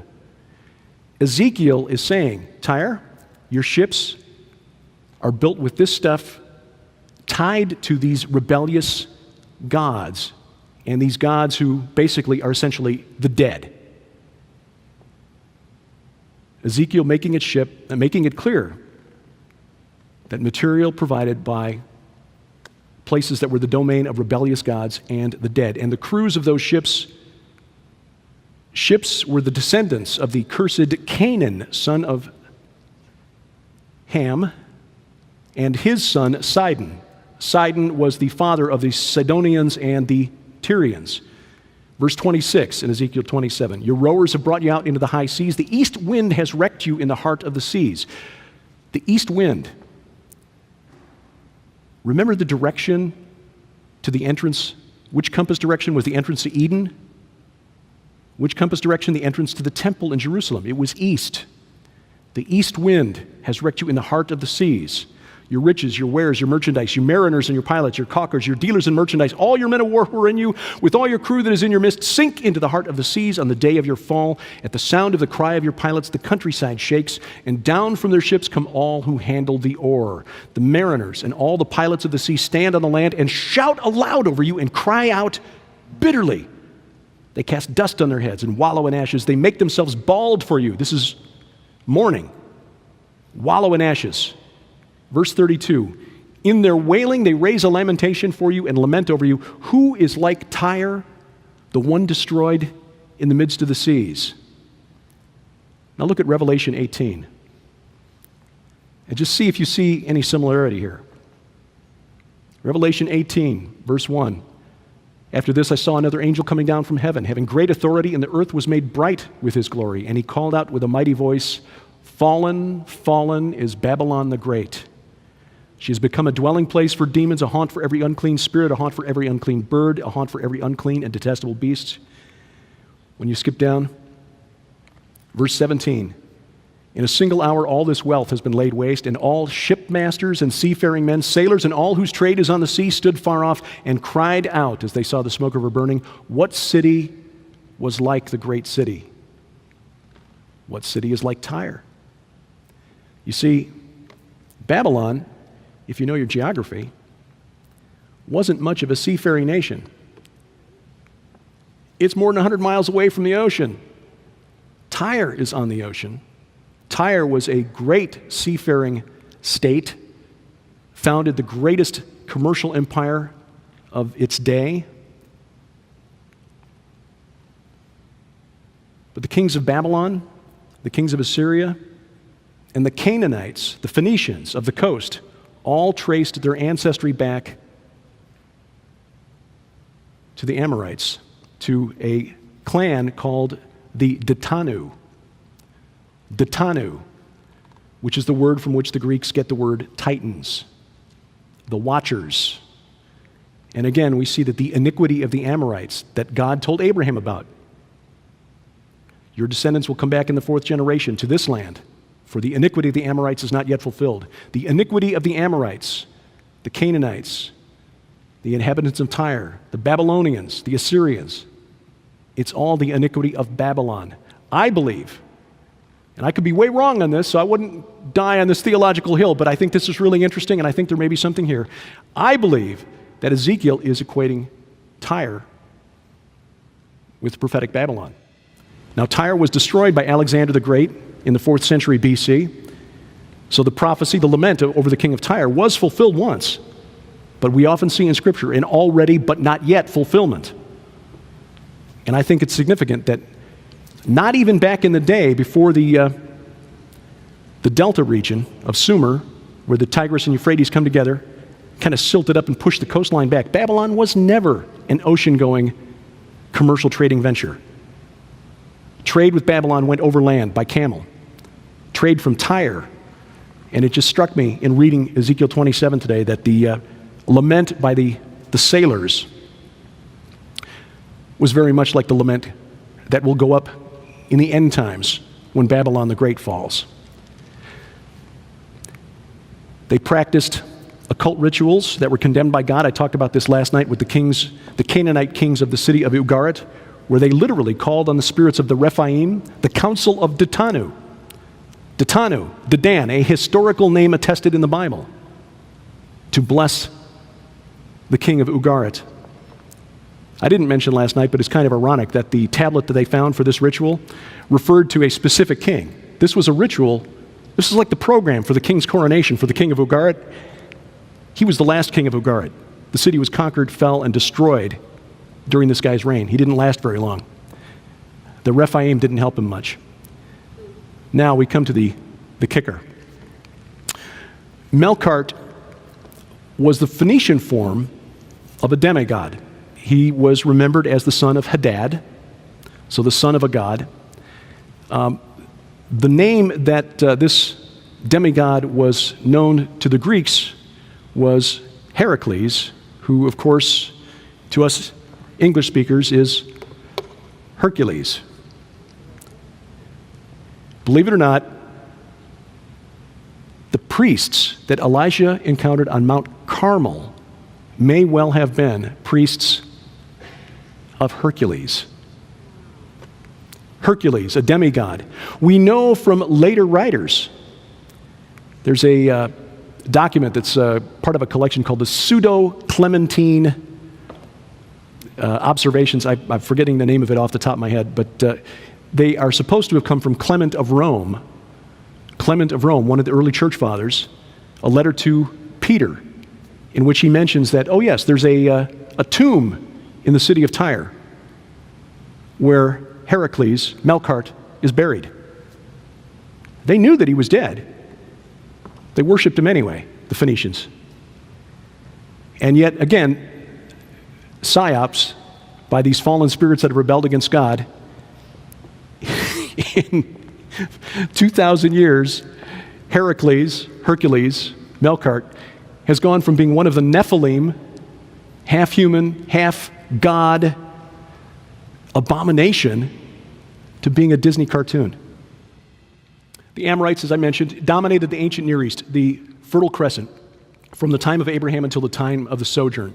The Amorites founded Babylon, which became a symbol of forbidden occult religious practices from the time of Moses until the end of time. John said that final one-world occult religion will be Mystery Babylon. Moses made a point of linking Og, the king of Bashan, to the Rephaim, to Marduk, the chief god of Babylon. That's the whole thing about his bed being 9 cubits by 4 cubits. Exact dimensions of the cultic bed in the temple to Marduk in Babylon. The kings of Babylon, the kings of ancient Assyria, the kingdom of Ugarit all trace their ancestry back to an ancient king called Ditanu, Dedan of the Bible. And the Canaanite ritual to crown a new king called on the Rephaim to bless this new king, the dead kings of old, and the council of Ditanu. And as I mentioned, Ditanu is the root word for Titan. Titans, the gods that were overthrown by Zeus and the Olympians and sent to Tartarus. Tartarus, which is below Hades. And we know from 2 Peter 2, verse 4, that the watchers, the angels who kept not their first estate, the watchers who came down at Mount Hermon and foisted the Nephilim on humanity, leading to the flood of Noah, they are also in Tartarus. The watchers, the Titans, same thing. The sin of the Canaanites, the Hivites, Perizzites, Girgashites, Jebusites, etc., the worship of Baal, the storm god, who dared to demand that his followers call him Lord, and of course the veneration of the Rephaim, the council of Ditanu, the Titans. That's who the Canaanites were worshiping. And all of this stuff points back somehow, for some reason, to Ham, the son of Noah. Ham was the father of Cush. Mizraim was Egypt, who caused problems for Israel for most of its history. And Canaan, what was the curse of Canaan? This is that odd incident in Genesis chapter 9 when Noah gets drunk and lays uncovered in his tent. Ham, the father of Canaan, saw the nakedness of his father and told his two brothers outside. When Noah awoke, knew what his youngest son had done to him, he said, "Then cursed be Canaan, a servant of servants shall he be to his brothers." Now, that's pretty harsh. And to be honest, there is no Old Testament prohibition against seeing your father without clothing, but uncovering your father's nakedness is an Old Testament euphemism for incestuous relations with your father's wife. Now, I'm not making this up. There are scholars who believe that this may be the reason for the harsh curse that Noah placed on Canaan. And there are other examples of this in the Bible. Reuben slept with Jacob's concubine Bilhah, who was the mother of Naphtali and Dan. Absalom, after David had to run away, pitched a tent on the roof of the house, roof of the palace, and went into David's concubines, quote, "in the sight of all Israel," end quote. That is how, back in the day, he had demonstrated the old king is dead, and now I'm the man. Thank God we don't do it that way anymore. But that's may well be what was going on here with Canaan, with Ham. Speculation that he forced himself on his mother when Noah was passed out to try to claim supremacy. I mean, because that essentially, at that point in history, would have made him king of the world, right? 8 people. Well, the second generation after Ham, you get Nimrod, son of Cush, tried to build the artificial holy mountain of Babel. The Amorites, son of Canaan, the Amorites who founded Babylon. Sidon from Canaan, father of the Phoenicians, the city of Tyre. The third generation of Ham, Dedan, ancestor of the royal families of Babylon, Assyria, and Ugarit. Dedan, Detanu. This is a spiritual war. From the time that God made the covenant with Abraham, it was 400 years, more than 400 years, until the Israelites came out of Egypt back to Canaan. Essentially, the principalities and powers behind the Amorites, the Canaanites, the Rephaim, the Anakim, the bloodlines of the giant, planned a giant ambush. They had 400 years to figure out where God was going to lead his chosen people. They figured out, oh, it's Canaan. And they got there and found Anakim throughout the land, which is why Joshua concludes his account of the war to take the Holy Land by saying there were no Anakim left, except in the Philistine territories, and they pop up later during the reign of David. The house of Ham, the creators of Babel and Babylon, have become a symbol of spiritual wickedness that our world is slouching towards today. But the good news is, it doesn't matter who your daddy is. It doesn't matter who your ancestors are. Shem, Ham, Japheth. The Lord will meet you right where you stand if you call on his name. You don't need to go down with the ships of Tyre or the ships of Babylon. Or as our friend, the late Patty Heron, used to say, we're on board the Titanic, but the good news is there's a lifeboat big enough for all of us. When those ships are destroyed in the heart of the seas, all who want to escape his fate, that fate, the Lord is just waiting for you to ask permission to come aboard. We'll just close with a word of prayer. Father, you've left the evidence for us, the archaeologists, the scholars, the historians who have documented all of this. The pieces of the puzzle are there, Father, that support the narrative that you've left for us in your word. We don't need it to believe. We can believe simply in your word that has been preserved for us through the centuries. But Father, for those who need evidence, those who are skeptics, people like me who needed to see, needed to know that your word has been accurately preserved, the evidence is there, Father. And we just pray that you would open their eyes. Open our eyes, Father. Help us to understand, as the prophets did and as the apostles did, that this spiritual war is real, that there are gods who have rebelled and continue to rebel, and want to take as many of us with them to destruction as they can. Father, grant us the wisdom and discernment to see past their lies. Grant us the words to speak when the opportunity presents to witness to those around us, our friends, our family, our colleagues, that they don't go down with the ships of Babylon. Lord, we ask this in the name of our Savior, Jesus Christ. Amen.